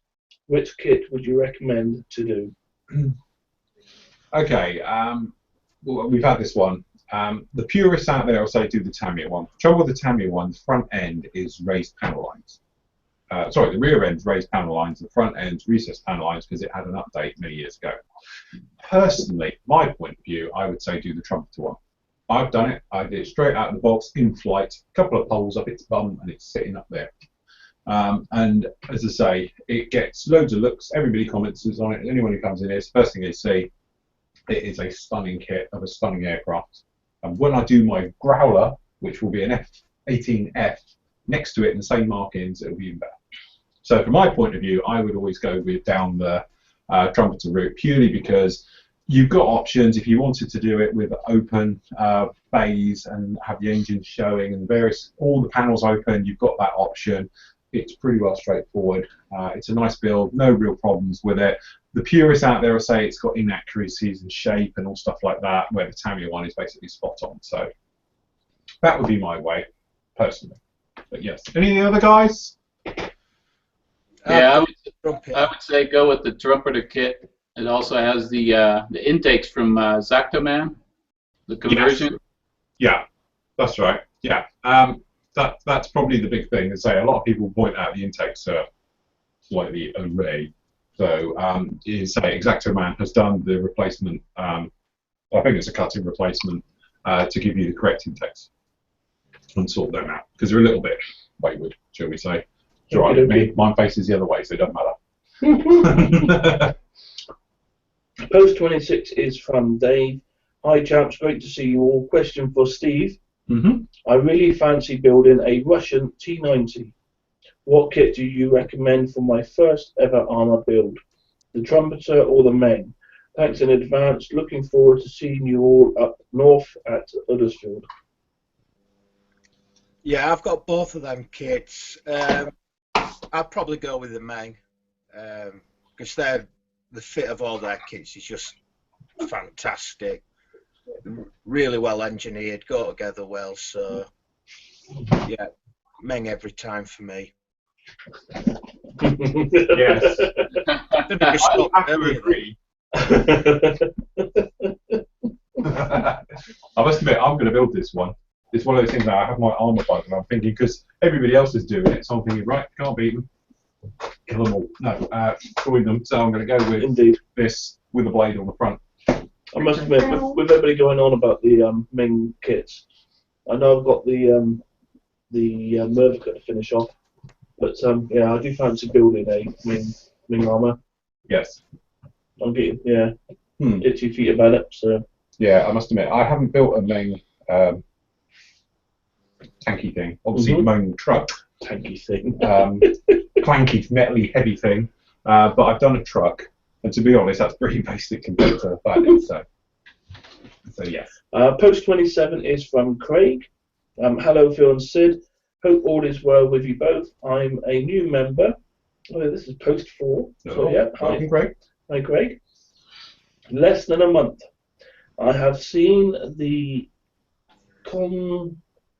contraption that you use to get the tops off your stuck paint pots. Ooh. I think you said it fits the Tamiya and guns lids. My question is, what size Tamiya paint pots does the opener fit? The 10mm or the 23mm tops? To Thank be you honest, guys, and Happy New Year. there we go, one in each. You have Tamiya at one end, one the other, and if you want to be very clever, you have a slit in the middle, which I now know apparently holds the cap upright when you're painting, which I didn't notice till the other day. Yeah, I don't know about the 23s because I don't get them over here, 23mm bottles of paint. But I assume they have the same. Hold on. He's from Dallas, Texas. Hold on. Which size is that one? I've scratched off the size, but I don't think it fit. I don't know. No, doesn't do the big ones. It won't do the big ones. It just does the 10mm pots. Okey-dokey. So yes, but this one will do. What, you Me knew newer one. No, don't do it either. Forget that. Scrap that. Yes. There you go. See that live show. Yeah, no, it doesn't do the big ones. Those were the days. I remember going in the shops where you could buy the paint in them, in the 23mm bottles, you see. So that's how I used to have all my colours in these. It's brilliant. And Urban's responded to that question. He put 10mm. Yeah. Post 29 is from Keith. Here is a smiley with camera. I found it by searching in Google on smile emotions with camera. Oh, let's have a look. Righto, alright, we'll get him dragged across. I'll put him on our server this time instead of another one that will go off at some point.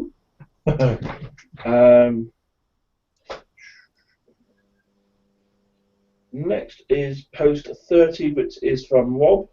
Hi folks, you need your in the picture Oh, thingy. right, wait, where are you? On page 3, I believe. Page 3. Just scrolling to the top again. Nope, still on page 2. Page 2. Oh, don't do that, got me. Page 2. Right, what number? Post 30. 30. There's more than one. I'm going to go move it in a minute. Plodding on with Ode Frog with the show on the PC in the man cave. Question for Phil and the team. An idea yet if any of you are entering the Ode Dog SIG, and do you have a kit in mind? Very proud of the Razor station in my first Ode Dog of this year. It's alright, I'm just moving that out of the way. Yeah, sorry, that shit did the camera. Get rid of the old one. I can see the screen now, so I couldn't see So, the screen. any Ode Dog kits? Oh, right, hold on, we're looking at this first? That is it, part of it. Oh, right. Sorry, I was moving the camera at the time. He's very proud of his radar station in my first Ode Dog Very for nice. this year. But he's put his any ideas yet of anyone's entering it, and if so, what kit? Old Dog of a kit. To be honest, I'm going to cop out slightly because it's not an Old Dog of a kit, but for that particular one, I'm going to do probably one of these, which will be my first 2 kits I ever built as a kid. I don't know it's not an Old Dog of a kit, but quite frankly, it's the closest thing I've got to it here. So I thought I might do both. Mhm. A little side by side. Let's face it, it's not going to take much to put them together. But it's raised panel lines and not very good, and it's multicoloured. No painting required. Lovely. I might just Awesome. not paint it and then put the decals on the bare plastic. Brilliant.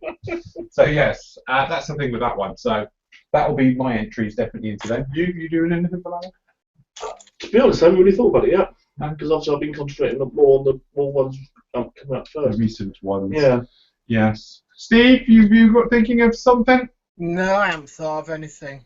I'll have a look to see what I've got in my stash, but if not, I'll go out and get something. Yeah. Budget of a tenner and see what I can come up with. eBay's your friend. Yeah, eBay's your friend. Yeah, how much Got you. plastic I can get for 10 quid. Including posting. You're probably getting an F-resin kit for that now. The price has just suddenly dropped on eBay for them. They were going for around about 15 quid on eBay. Now they're not worth a light. So yes. So well, Stefan probably won't have time because he'll be like doing some monster shit. Yeah. So, but next week I've got a picture for Stefan. I've just got to pinch it from somewhere else. But it's a guy building a ship, and it's absolutely. He's like literally, it's like 1/6 scale or something. It's huge. He's sat in it. Yeah, he basically is. Yeah. So yes. Hans, what are you planning? Anything? I wonder if this will count. This has been sitting on my stash since the first time I visited Telford with you guys. What, you bought it at Telford? Yep. Crikey. It's nice and dusty. It's not dust, it's overspray. Maybe. Yeah, well, there we go. We'll be sorted with them then. We're all good to go. Next. Right, on to page 3. Post 31, which is from Paul. Hi, hope you all had a great Christmas. Question. Is there one or two brands that produce consistently great quality kits? So every time you buy that brand, you know you'll have not too many issues and great detail, and can have a near on 100% confidence in. Sorry, say it again. I had a text came through asking a question, which I'll tell us in a minute. Question. Sorry. Is there one or two brands Mhm. that produce consistently great quality kits? Mhm. So every time you buy that brand, you know you'll have not too many issues and great detail, and can near or have near on 100% Right, okay, confidence got it. in it. Well, obviously, you do get the better companies. Let's face it, Meng, anything from Meng is going to be spot on these days. They are brilliant at what they do. Relatively newcomer, but have never brought out a bad kit as far as I know. Tamiya, with few little exceptions, they're older stock, shall we say. But basically anything modern from Tamiya tends to be pretty much spot on. But that being said, most modern kits, unless it's an old Reeboks, they're pretty much good these days. But if you're on about manufacturers you can buy with confidence, if you wanted to go for 100% record, I'd have to say Meng. Then you're looking at Tamiya. Then you're going to be looking at your Hasegawas, because you don't really have fit issues with Hasegawas going together. Then you've got the other ones where you just have to be a little bit careful, like your Hobby Boss, people like that. So, yeah, Hans? No, I have to agree with you, Phil. That's probably pretty similar stack of folks that I would be looking at. Tamiya for sure. That you can't go wrong with those guys unless you get into the older kits, from about 5 years ago. And then HK models, very good stuff. Bit pricey, and only large kits right now. But I love the fit of those. Yeah. Stefan? Yes, Tamiya is a safe cord, Yeah. but I think in the ship business, trumpeters, chips, the kits are really good. Yeah, absolutely. Steve? On the armour side, number one would be Meng, straight away for me, and then after that, Trumpeter, Hobby Boss. You don't tend to find many problems with their armour kits. Yeah.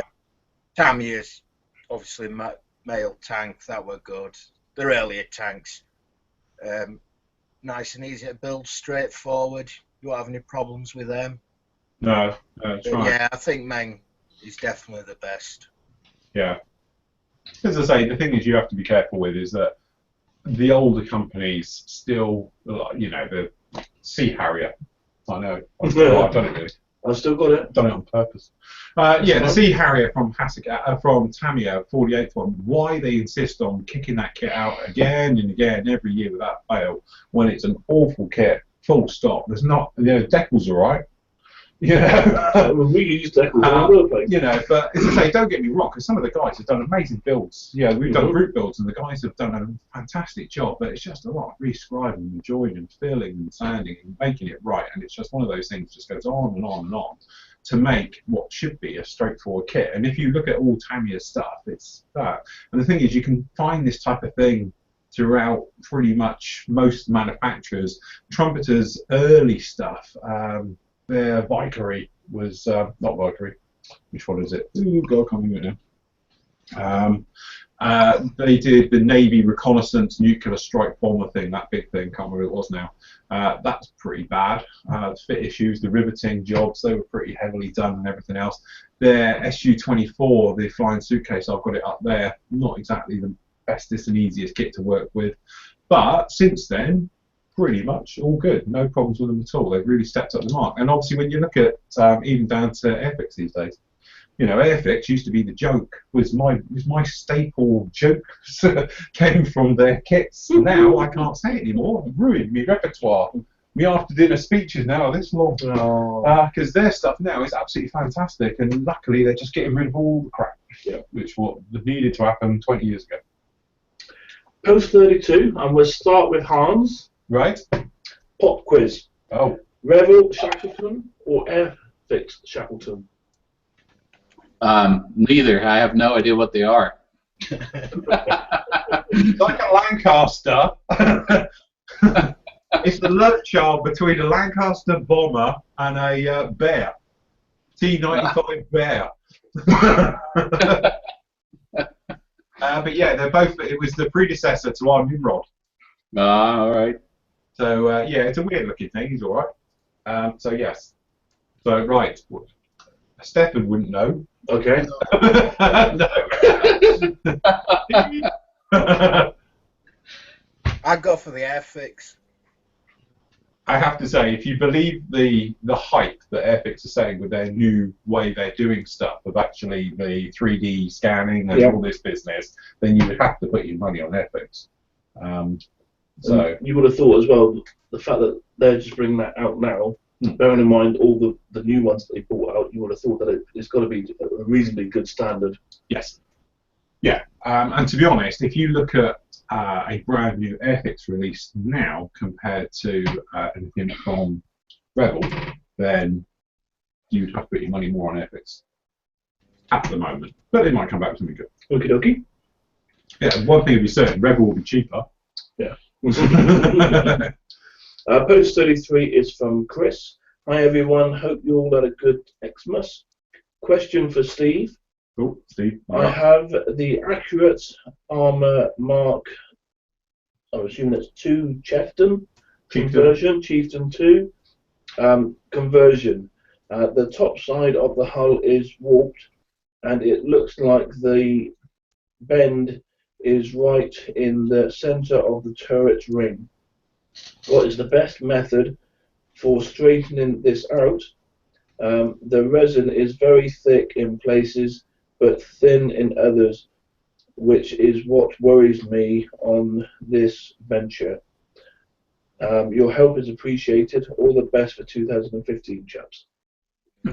Well, usually I'd use warm stroke hot water to heat the resin and try and put it into shape. But if it's with thick resin, I think using some of the methods Phil used on his Star Destroyer would be good. Maybe put a framework on the inside with brass rod. And I think you weighted yours down, didn't you, Phil? Yeah, I actually used this stuff. I've got a load of it in here somewhere, which is solid brass rod. I bought off eBay. I've got a load of these why, but seemed a good idea at the time. Things you buy on eBay, so I need some of that. So yeah, I got some of this stuff. So with the Star Destroyer, my problem with it is that you might find with, especially with a ring as well, if you overheat it, it'll go so floppy you'll never get that ring back again anyway. And my trouble with that is, if you imagine it's like playing with an LP record. It was so big. My problem was that if you heat it up, if it goes out of shape, I am never going to get it back to being what it needs to be. So what I actually did was I used these brass rods, which weigh a ton, made a framework on the inside, and then I laid them on top of it and left it over the weekend, well, actually for 4 days. And the weight of these metal rods on top of it actually held the shape. So then you could take these away, glue it into place, and then job was done. So it was the weight of the rods physically bending the resin. Instead of it bending upwards, it then went flat again and did it that way, which I just thought it was safer than trying to actually put it into hot water. And then you can imagine lifting it out and it just going like, pasta, a pizza base, flopping it around the air and then try and get it back in shape. So I wasn't going to try that. To be honest, I've got the Chieftain Mark V conversion, and it's got a accurate arm upper hold. And to be honest, I think you should be able to straighten it with warm water. Don't put it in really boiling hot water.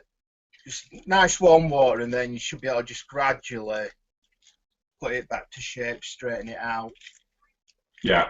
So that's the way I'd go. I can't see having many problems doing it that way.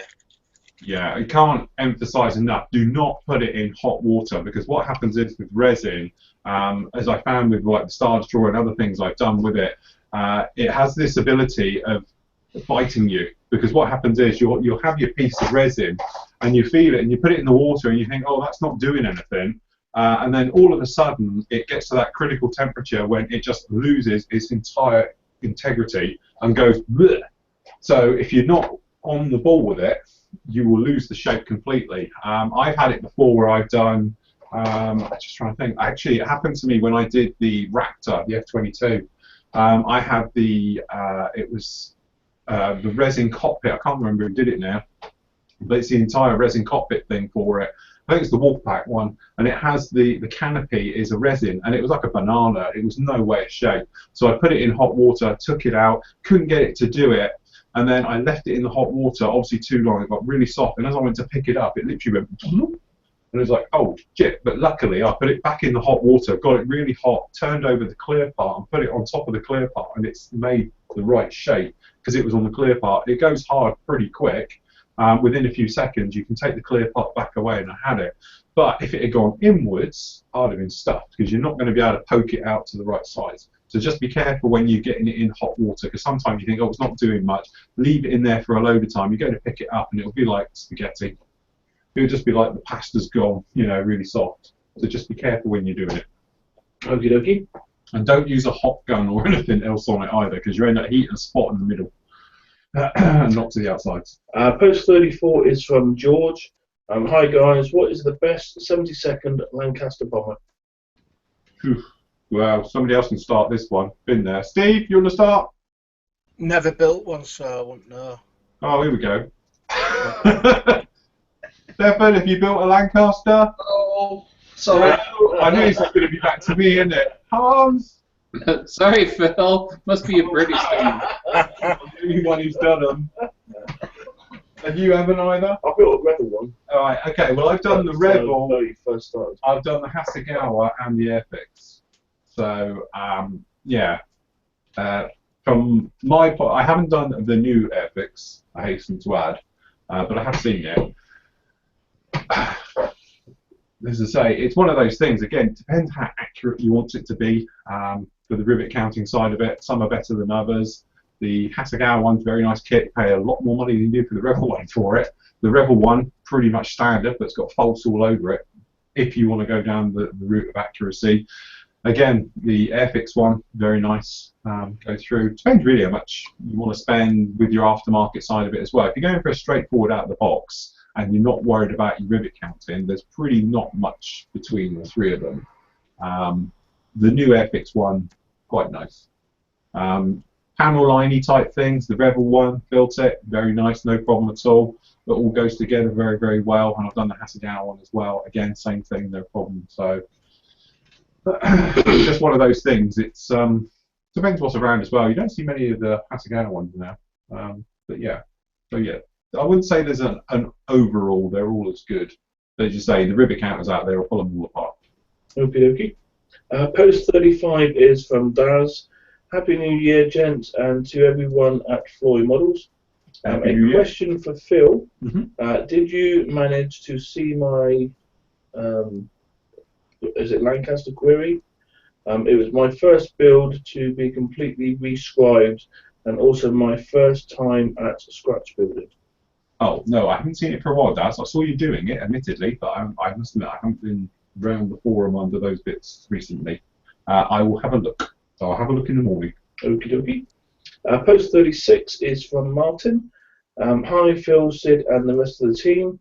Just wanted to let you know that the Resin Wonder collect Airy 48 Hawkeye and the mentioned 74 Squadron Phantom are still proudly in my display cabinet. Bless. Among the other commissions you have built. Thanks, Phil, for giving me the opportunity to improve your modelling skills even more by getting that horrible lump of resin to an impressive-looking Hawkeye model. Not long after it was finished, Kinetic came out. I know, tell me about it. It was like, Phil, could you do this for me? And I'm like, well, there's no other option, and it was literally. But I think by the time I had finished it and he got it, then it was announced and it was coming out. I think it was about 6 months later the kit came out. By the way, Phil, fancy building another resin Hawkeye, but now with folded wings for me. Well, that's what you wanted in the first place, and I refused that bit. Only joking there. Yeah, that's it. Yes. Sorry, I just couldn't resist a reply. Wishing you all a happy new year and keep the show going, guys. Cheers from Netherlands, Martin. Yeah, thanks, Martin. I still have nightmares over me doing that for you. It's a bloody good job I did that Phantom at the same time. Because otherwise I pulled my hair out after that. But I went from doing the worst kit I've ever done to actually one of the best. I used to love doing the Hasegawa Phantom. Fair enough. Post 37 is from Wayne Hillman. Hello again, guys. Sorry I didn't realise Steve, Hans and Stefan were on tonight's show. Hi, guys. Hans, question 4. Oh, Steve's waving. Steve's waving. Give him another wave. That's everyone wave. A question for Hans. Come on, let us know what you received in the big box of AM goodies you mentioned on the thread last night. Ooh. Is that what you were showing us earlier? That was from earlier before we got on live, I guess. Should I show it? Yeah, go for it. All right. Here it comes. We could be some time. Could be a while. All right. First off, barrel for the T90 Meng kit with its PE. This is for the stirring dust. PE set for the Merkava with the mine roller. What's that? Don't worry, you have to be British and watch Bullseye. T90 upgrade kit for the Meng kit. All the PE parts. This is AAVP upgrade parts. And then just some small things. These are just like the little smoke grenades that they put up front. Smoke throwers. And then just for kicks, trying to the tow cables. That was it. Very nice. Very nice. Lots of PE. I'll give it to Stefan.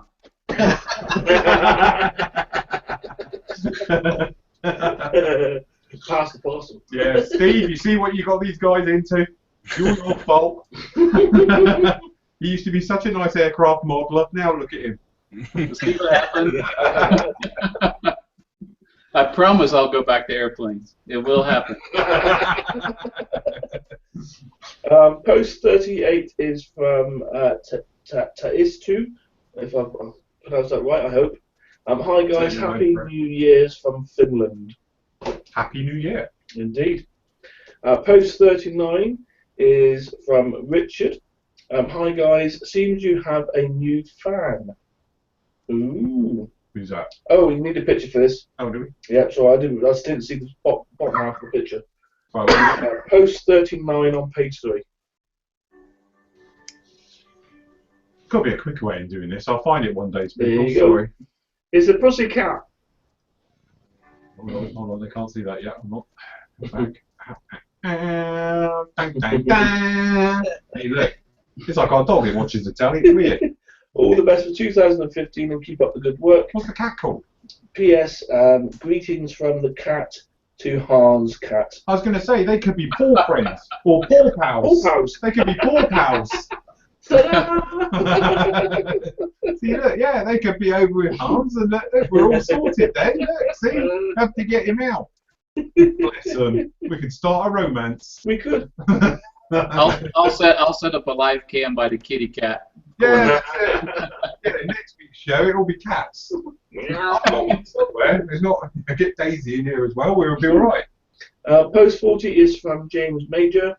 Good evening, gents. I'm curious, is your decalin procedure different on a normal metal finish versus a painted surface?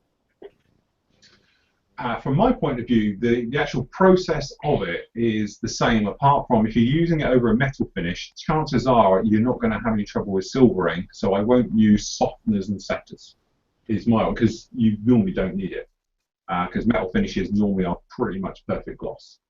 So I don't know about the rest of the guys. Steve? I'd go with what you said, Phil. Yeah. Yeah. Yeah. Stefan? Well, I've not done it, so I don't know. Yeah. Hans? Yeah, I think no softeners are used. If you do use them, you end up with that heart water ring on it that you have to kind of wipe out. You Yeah, know, that's the trouble. Yeah, you're going to get that milky ring mark round them. Right.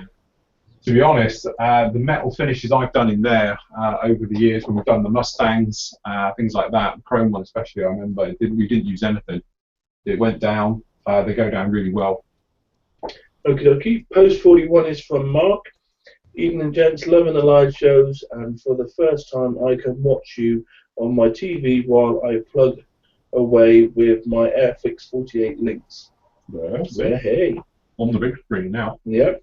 Happy New Year to all the members and happy modelling. Happy New Year. Post 42 is from Owen. I just want to say a big thank you to Phil for the improvements he has made to the video end of things this year. I have been looking at all the old videos over the Christmas as the quality has Can you become see a difference? top end. So thank you, Phil. The best thing about modern modelling, other than extra thin glues and airbrushes, has got to be the Floyd Models Forum. Oh, shucks. Oh, Stop it. bless him. That's right, his head will go through the door now. That's it now. Yeah.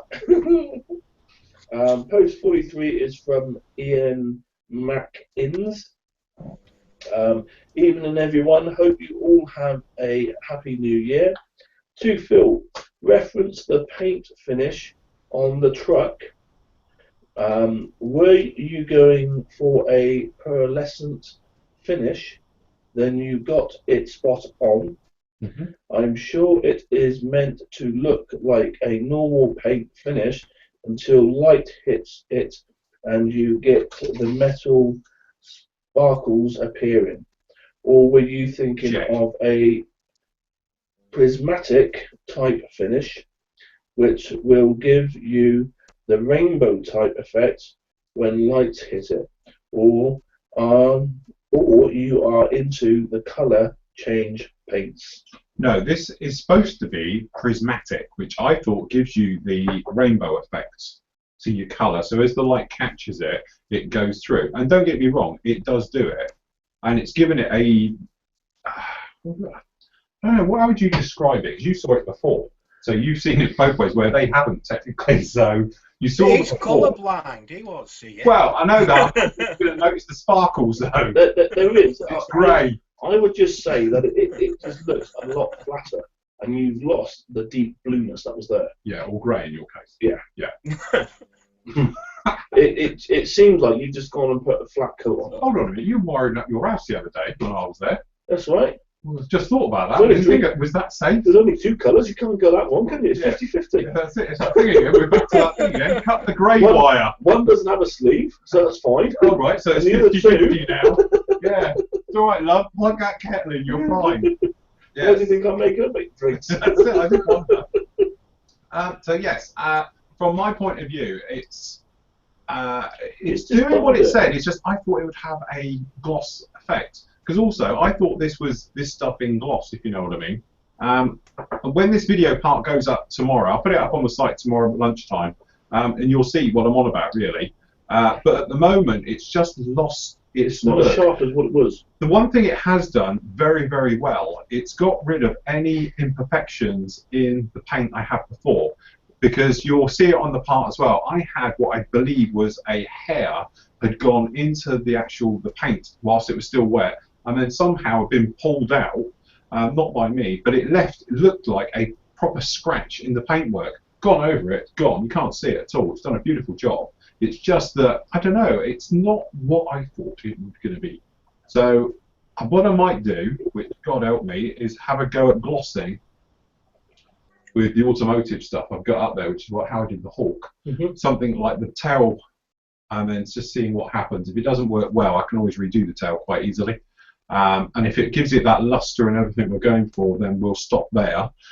If not, I might give it another coat of blue just to push it along a little bit. But it's just one of those things. It was going perfectly well, and then no, it's not what I thought. P.S. Just got hold of some of the Ushy von der Rosten metal paint polishing powders. Mhm. They certainly produce a great metallic finish, but I still have to cover them properly with a clear finish. Right. Yeah, I haven't used any of the, however you pronounce it. I've got it on my Facebook, and I wouldn't know how you pronounce them either.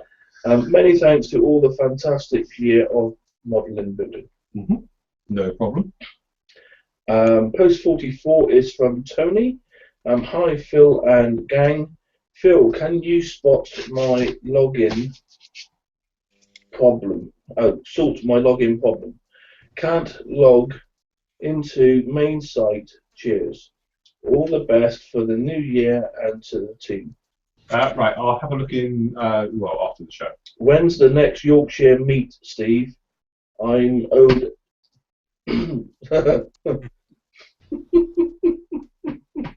Steve? Yeah, I haven't put it up. It's actually this Sunday. Yeah, That's all why I right. suddenly I stopped. should think he should be me old cocker. That's what I thought. Yeah, chicken. Me old chicken. Yeah, this Sunday, first Sunday of every month, usual time, which is from 10 o'clock onwards until you've had enough, really. Yeah. Right. Yeah, if anyone wants to come along and lives around Huddersfield or live next to the motorway, so easy to get to, just Yeah, he's in a let little us know. box on the arm shoulder. Little van. Yeah, he's in a shoebox on the arm shoulder. Well, it's a wooden hut, actually. In a Oh, field. right, yes. Bring your wellies And and a the bale of straw to sit on. Yeah. last post on page 3, which is 45, which is from Martin. Hello, lads. A question for Stefan. Well, hey. This will get Sid. Okay. Oh, all right then. Jeg har 1/350th Academy. Turpits. Oh, for God's sake. Are you reading this as well, are you? Oh, it's a shame because Let's Stefan read it. I just suddenly started realising what's happened. Yeah. Can you read it, Stefan? I will try. On Wait post 45. I think he's in your native tongue. See if you can see it from the camera from there. I think he's reading it on the. Are you reading it on the screen or? Yes. What? Just a moment. That's okay. Yeah, he's on post 45. 45. Okay. Last one on page 3. Oh, page 3. At the bottom. 45. Oh, there. Yes. Okay. Academy Tirpitz, hur kan man täcka riktiga färger? Okay. Oh, he wonder why he can get the real colors for the Tirpitz.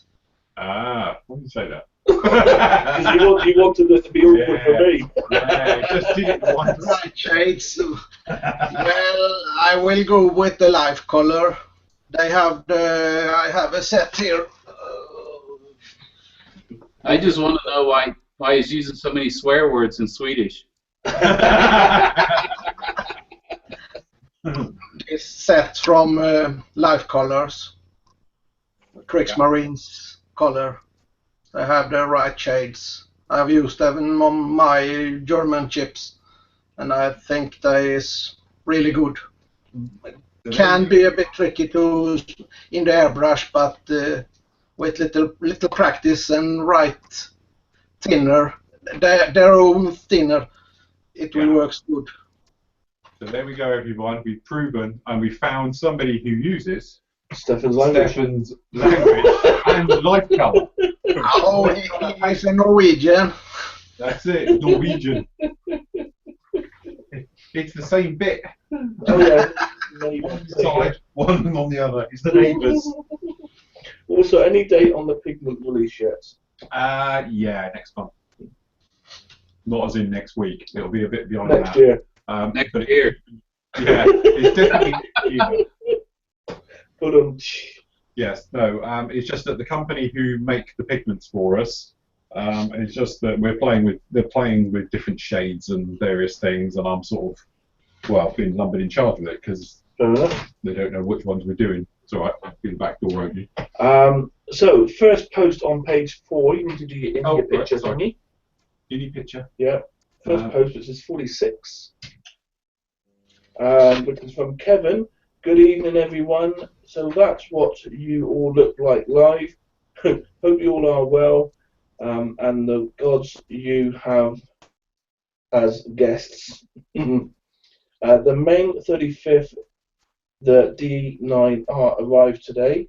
Since then, read the rules and cannot start it until Saturday the 2nd. Yeah, you're gonna wait. We'll be leaving the Victory to do that for the Stirring Up Dust group build. Rode on the 1-200 Trumpy HMS Nelson. And I say that's where he's put his in a picture. Yeah, haven't you finished it yet, Kevin? He's about 8 million hours into that now, isn't it?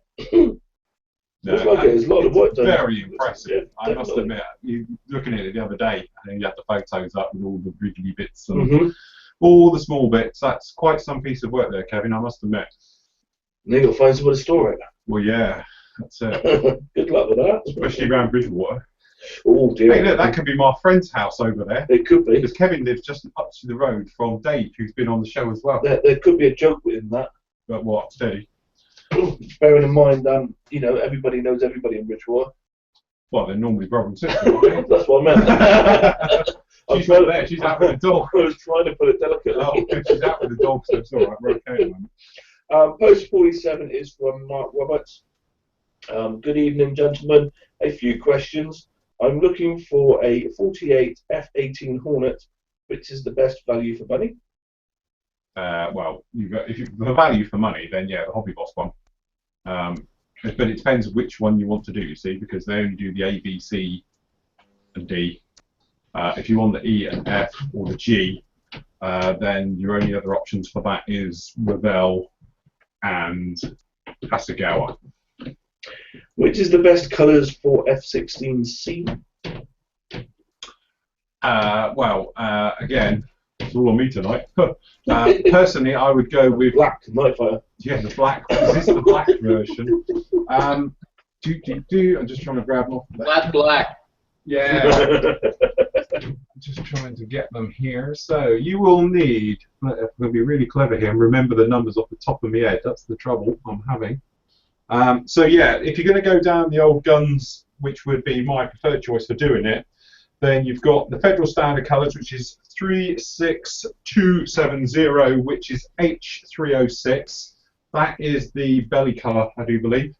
Then you need the Gunship Grey, which is the top darkest one, which is H305, which FS number is 36118.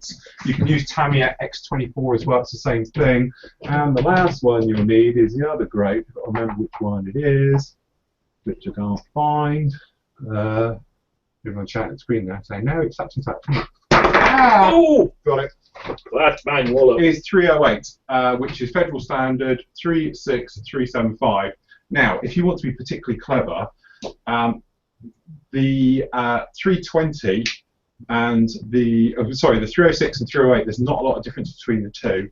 When they go out into the field, they only actually do them in 2 colours now. They're not in 3 colours. They go from the factory in 3 colours, but when they're out, they go 2 colours then, which if I remember rightly, I think it is 270, or is it the other one? Yeah, it's the 375 and the Gunship Grey all over. Okie dokie. Question for the ship god Stefan. Ah. I'm looking to dip my toe into doing a ship. I'm looking at doing a Dragon 1700 series ship, a Type 42 destroyer. Would you recommend the Dragon 700 for someone who has not done ships before? Well, Dragon is really nice kit, but with very, very small ports.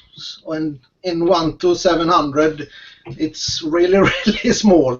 Okay, so that's So tiny. I don't. 700. Yes, Yeah. they do destroyers in 1 to 350 but they've been not that large anyway, but the ports will be larger. So I think that might be better way to go. Yeah. I would think, yeah, because that is small. It is very small. That's too small for me. I couldn't go that small. Happy New Year to you all. Happy New Year. Post 48 is Daz. Best rank in 72nd is the new Airfix tooling. They can't be bettered. I've built the Mark II. Post 49 is from David Smith. Hi guys, Phil, when I spray Valero primer and have to refill the colour cup, I get a little specks of paint spray out. I spray at about 20 psi and thin the primer with their thinner. Any ideas? Happy New Year from a chilly New England. Cheers, Dave. So when you say you get specks of paint, is that specks in the primer or specks it just... I get when I refill the colour cup, I get little specks of paint spray out. It maybe we were saying before, if your tip of the actual, it might all had a birthday today. I cleaned them, didn't I? Yes, and I lubed them while we all were up. talking. Whilst we were talking, I was lubing up. You was. I was watching very carefully. Were you taking good Taking notes on everything? The big thing Size is doesn't matter. the thing is, what can happen is if you get a slight little bit of wear on the nozzle part. So we've got the nozzle here, which is the bit the needle goes through. Okay. We were saying about that useless set of cleaning things. The good thing is you have got a magnifier, which can come in handy. But you want to have a good look. If you've got a tiny little split, what can happen is that when the needle's in there and it's all put back together and you think, oh, that's all fine and everything's dandy and no problem at all, you put your thinner and your paint into your nozzle, a tiny little bit of it gets beyond the seal of where the needle is obviously technically shutting off the actual the nozzle and the needle gap. There's nothing there. Because there's a tiny little bit is able to seep through, you get a drip appear on the end of the needle. then obviously if you're like me, you will just go air first before you do paint, and that flicks that bit that's on the end off. But it's such a small amount that it's not actually spraying anything afterwards. It's just you've got that initial build-up that it's just spat off the end. So it could be that. So your best bet is to literally get a magnifying glass, have a look, and make sure you haven't got a split on the end. And just be careful when you're putting the needle back in. Just remember the old trick of literally just gently tap it. Don't ram it or grab hold of the needle and push it, because if you do splay it open, that can make it happen as well. But sometimes you can notice, and I've had it in the past, you have a good look at it and you can see a tiny little split. Your other thing that you may notice, which will give you a clue, is if you're spraying sometimes and you find that you've got, if you're going this way, for instance, one way, it's quite a wide, but if you go up, it's thin. It could be the needle has got a slight tip on it and it's pushing it up, or it could be a split on your nozzle. And there's nothing worse than a split on your nozzle. Sounds painful. It is. But yeah, that's what it is. But if you do that and you get the build up and look down, the other thing as well is obviously just have a look at your needle before you do. So put some paint in it, and then a couple of minutes later, have a look and just see if there's anything. If you've got paint on the end of the needle, then the seal's been compromised between the nozzle and the needle, and it's allowing paint to travel through. Sometimes you can get away with it, okay, and I've done it before, and I thought, oh, don't worry about it, you know. So before I spray, just blow it off, clean the needle off, then come straight in and start your paint work. Because if there's nothing wrong with the spray pattern, it's still tight, then I'll just carry on. Because otherwise, it means buying a new nozzle, which isn't. Okie dokie. Post 50 is from Mark again. Hey again, gents. I forgot to mention earlier, is there any plans in the future to revisit RAF Odium? Mm-hmm. I remember someone saying that there is a funding or staffing issue with base visits, but as it's just around the corner from me, was just wondering. Yeah, as we said before, a lot of it's because obviously with the funding and the stuff like that, everything's accountable these days. A few years ago, it was a lot easier for us to get around to various places. Also, and he's probably watching this, our man in the know is now with a certain other squadron. So he's not with 57 Squadron, who used to give us the in on the case, wasn't it? So our Larry now is with another squadron, who we speak about in hushed tones. So he's not with them anymore, so he's on the other side of the base.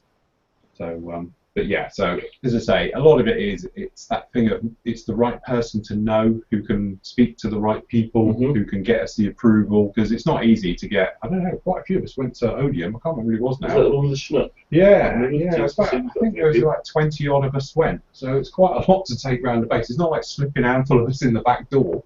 And obviously when we did the Valley one last year, well, this year, wasn't it? This year we did it. Thanks to Ian, Ian's probably watching this as well. I know Ian, it took Ian a lot to get us in there. We know, and I appreciate how much work he went through, because me and him spoke about it for probably 18 months before we managed to get it down and sorted and everything lined up. Very enjoyable. So yes, cracking pace. But as I say, if we can arrange some more, we'll get that sorted. It's just literally finding the right people who can get us right in at the right time. Or a big pair of bolt cutters. Or, yeah, we just hop the fence. Yeah. That's it. We just hop the fence and go for it. It's all right, I'm a floor remodeler. Get off the flight line. Post 51 is from Andy. Hi guys, Happy New Year to you all. Fantastic show as usual. Phil, are you going to do the Exmouth Store live on tonight's show? No, I'm going to do it live on New Year's Day. Is my plan. Keep up the good work, guys, and I agree. The best thing to happen in modelling for me is the toy models. No, thank you guys. Aww. Yes.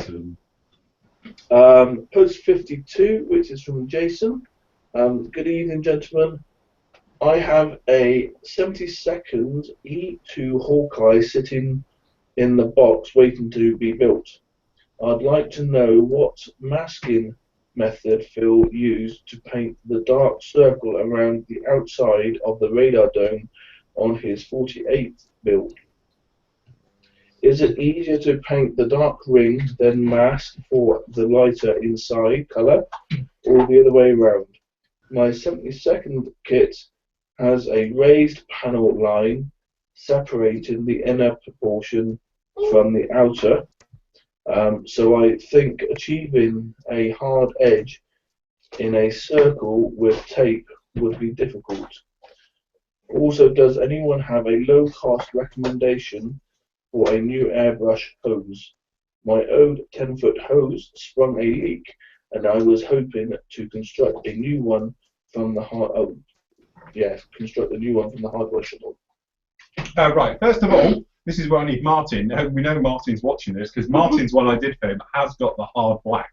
Mine doesn't, because it doesn't have it on these ones. The more modern ones, it doesn't have them. And but it was very easy. Martin's one, all I did was cover the entire thing in tape, okay, and then literally, because it's a recessed panel line, and even on Martin's, God forbid, it was horrible because it had lumps and holes in it, but you could actually go along with a sharp blade. So if you imagine, take the entire area, and instead of trying to crimp it all the way around, which would be a complete ball ache really, it's easier just to go right the way over, use a cocktail stick to go around and follow the panel line all the way around, then in with a sharp blade, okay, top and bottom. I don't know if this one comes off, I'll get it off.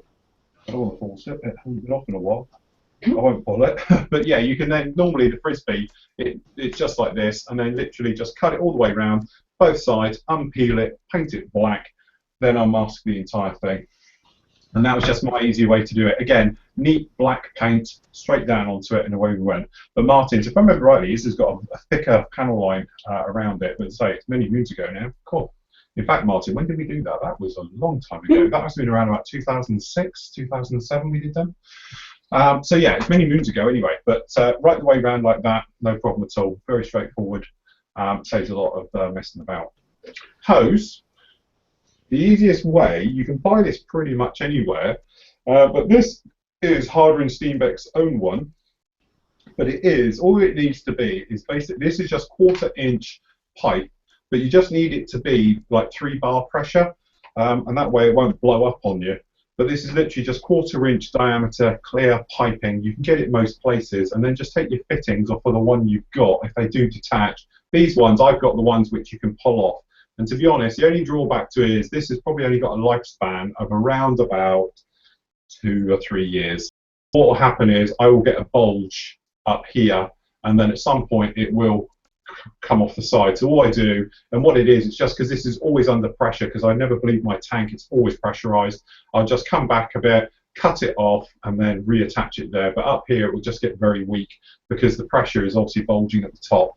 So if you cut it a little bit lower, you can go on. But I bought this one, God, I don't know, many years ago. I bought a roll of it, and I've got, as I say, the guys who come in know I have it all running around all the benches, and we've got 4 airlines coming off of this to do all of them. But as I say, they're all down here in various guises and everything else like that. So very straightforward, and it's pretty cheap as well.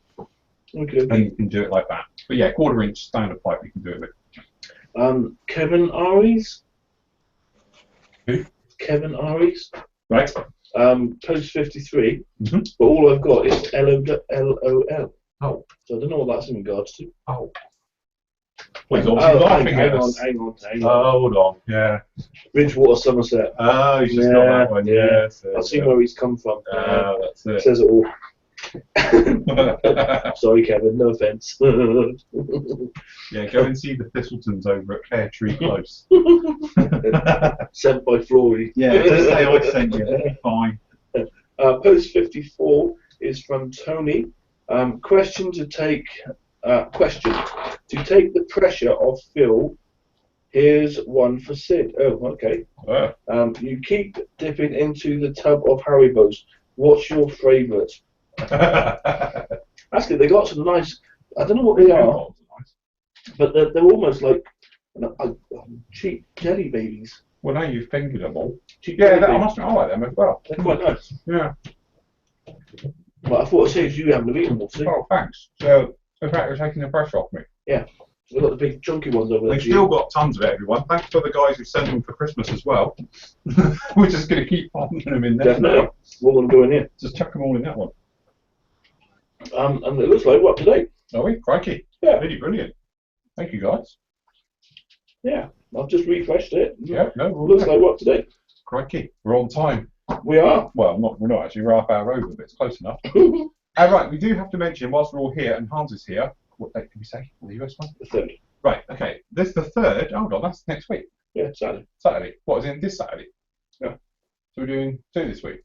You said next week we were doing it. Oh, right, okay. Fair enough. See, hey, what do I know?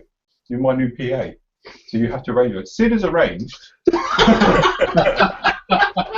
with Hans, I don't know what he's laughing at. They both spoke together the other day. What we're actually going to be having is our US live show. So we are going to be here Saturday. The 3rd. At 7. 7 o'clock at night, our time, which will be, what time's that yours, mate? 1 o'clock, isn't it? I think it's 1 o'clock in the afternoon. 1 o'clock in the afternoon. And that's Central Time, yeah? It'll be, no, it's Mountain Time, so Central will be, it'll be 2 o'clock Central. They have another one? I thought they had 3. How many time zones you got over there? I thought you had Eastern, Central, and Pacific. No, we're the weird one in the mountain time zone. Oh, trust them to have their own time zone. Yeah, okay. Yeah, we're special. Very. So yeah, so the plan is, for all you American guys who can't get to see us live and the questions and the various shenanigans going on, this Saturday then, it'll be 7 o'clock in the evening, our time. Yep. So it'll be around in midday-ish or early afternoon, your time, Saturday. We'll be available and around. And the Australian ones, well, you have to be up early for work. But the plan is next month we'll be over and we'll do an Australian one as well. So for that one, you're 12 hours in front of us at the moment. But at least with this one on Saturday, not only do they get to watch it, but also anybody obviously on our time. That's it, our time so zone, because it as well. it's going to be normal time. isn't it? So it's Saturday, yes? Yes. So it's Saturday night, The 7 3rd. o'clock, the 3rd, we are here live. We are. As in this Saturday. Although because this week's at the Swanee, I'm lost. It feels like whatever day at the I know it moment. I does. can't even think what day I it is. got a clue what the No, days I've are. lost the plot. It's completely Monix bad. just popped in and said hello. Happy New Year, guys, and everyone at Foy Models and the site. Yes, lovely job. And we love your Happy to Shackleton. I did see it after the show. We We came did. off and we Yes. looked at it and we were trying to work out how big it was. And then we noticed you'd actually had it on a duvet. It's that big. It's the size of a And double then the bed. chair beside it. Yeah, the that's chair on behind it. That's a monster that was. Yes. So when it's ignore, guys, I can't even say it. Ignore your flight. I can't even pronounce it now because we're all coming to watch. We are. We're all stand there. It was lobbed off some mountain. City can sit on it. Yeah, you Sid can Or go sit in it. flying in it. I'll stick a GoPro in it. Yeah, Yeah, why not? that's it. We'll be Just all a right. little camera underneath it. Yeah. Pull away. Yeah, that's it. Good, put you under it. Hang glider. At least the plane wouldn't break when it lands. Soft landing, you under it. You're alright. You're fine, we'll all get under it. At least if it rains, you've got somewhere to stand. This is true. Monster. So yes, that's about it from us guys. Unless any of the team got anything to add, Steve? No, can't think of it apart from Happy New Year to everyone. Yes. Happy New Happy Year, New Year. Steve. Yes. Stefan? No, not much, and Happy New Year to everyone. Yeah. To you? I thought he was going to start speaking his own tongue there. Yeah. Yeah, Stefan, say it in Swedish. Gott nytt år. That's it, see? Yeah, I understood that. Mel likes that. Lovely accent, lovely accent. So steady on. Go on then, Hans. Anything from you? Alright. No, it's gelukkig nieuwjaar in Holland. I was going to say that. Wait for it. He's going to come up with Holland names one. Bless. See that we are truly multinational We are. and all the rest of it here. Don't forget, if you haven't entered into the prize draw, which is our biggest one to date from people entering it. Last time I looked, there was 600 odd people, Was it? which Right. we never get that amount. I don't enter it anymore. What people do for a mug and a shirt, it's like amazing, really. So I'm going to chuck a kit in with that. I don't know which one yet, but I'm going to go kit in with that as well. Oh, I might join in then. Well, you can't. Staff, you're not allowed to. But yeah, I'll put in a kit I don't want to build. Find a kit I'm not going to build, so we'll put that in. No, I won't. You'd always find that. Yeah, Trident! You could win this lucky piece. Or something else like that. No, you can't. It's Ron, so I've got to make Ron build that. He's going to come and do a couple of live shows live. Ron building his trident. It'll take 4 weeks to get that together. So yes, so that's it. As I say, the next part from me will be up tomorrow, which I'll put up the truck part, and then that makes it Thursday, which is New Year's Day, something else like that. Next will be the Heinkel, and I'll do probably a live. If it's not live, it will be almost live for the actual who wins the. Well, if you're really struggling, prizes. we could do it on the 3rd. What? The prize draw. If you're struggling. No, it should be alright. I'm out with my family. You know, That's at we lunchtime. don't want to pressure you. No. I'm alright now. We know I'm de-pressured now. Now I know what I'm doing. Is everyone happy? I can see the grey hairs. Yeah, well, so can I when I'm on the camera. Like here, get the old wash for go out. Just for men. I'm alright then. But no, as I say, from that point of view, thank you for all the feedback. I have removed those nice comments you had there. They're in our team area now, so I can go back and look at them. And everything else. But thank you for all the feedback when I say about the direction we want flooring models to go and everything else like that. It was great because not only was it the usual, you know, we'd like to see this and that, it was good, constructive feedback, and that was what I was after. I didn't want just the pat on the back job, no, you're doing great. It was nice to actually get the people saying, yeah, I think, you know, the live shows, you know, you seem to love this, which, to be honest, a lot of you have said about doing this bi-weekly or fortnightly. I don't mind it, I'm quite happy to sit here every week because it's more of a giggle than anything else. It's not exactly hard work. I don't get out much. Yeah, he doesn't get out much. I have to get him up in. It's like my care in the community bit, really. Yeah. When I walk, my knuckles are only an inch off the floor. This is it. In Bridgewater, they're only half an inch. That's it. And it's great that the team can join us as well. So big thanks to Steve for coming and doing the live shows and answering all the questions. Stefan as well now, he's a regular, he's on here, so big thank you for you coming on to these and sorting out and all your great builds. Hans as well, he's part of furniture, so, you know. You're welcome. Big thank you guys for all the work you do as well on the site and the forum and everything else like that. But no, it's been great for me to get the feedback and then knowing where it is, because like, as you say, it was nice, you know, in some ways, because I had this feeling that the review should be a separate. But I was, and you know, you have that thing that, oh no, people want it in the show. So now I've taken it out, and everyone's going, perfect, it's brilliant now. It's half hour, it's not a chore to sit through almost. And then, you know, because I was only skipping it anyway, so it's like, right, okay, I now can see where to go. The reviews being separate and that, it makes things a lot easier for me. Just purely upload and rendering times, you know, it's not so much upload, you say, but rendering used to take 6 hours. You know, the last one I did, the last show, was only, I don't know, for 40 minutes. So brilliant, no problem at all. Lovely, lovely. So it made things a lot easier. So I say, there's no new show on Friday, so don't sit there and think there's one of them coming, because this is it. But there will be the week after. So live show will be on the actual Saturday then, so join us for that one, and then we'll be back over, back to normal on the Friday for our first proper news show, if you like, which will be mainly if we're on about the SIGs and group builds and everything else, and your work in the forum. That's my plan for that one. So there we go. So a big thank you from myself, and thank you very much. Thank you very much. Thank you to Hans. We'll see you. Happy New Year. Hope you all enjoy it in the way that you did. Hans, wake up. Oh, sorry. That's it. It's the Wheel of Fortune bit where we all have to wait. Yay! Goodbye. Stefan for joining us. Thank you very much. Bye. For Steve. See, Steve's there. Well done, Steve. He's been doing that all night. Yeah, he hasn't stopped yet. He's been doing that for 3 hours. Yes, thank you, everybody. And again, have a happy New Year and everything else. But he's still going. He doesn't stop. As the end credits are going up, he's still going. All right, guys. Thank you very much, everybody. We'll see you all again really soon. Take care. Bye-bye. Bye.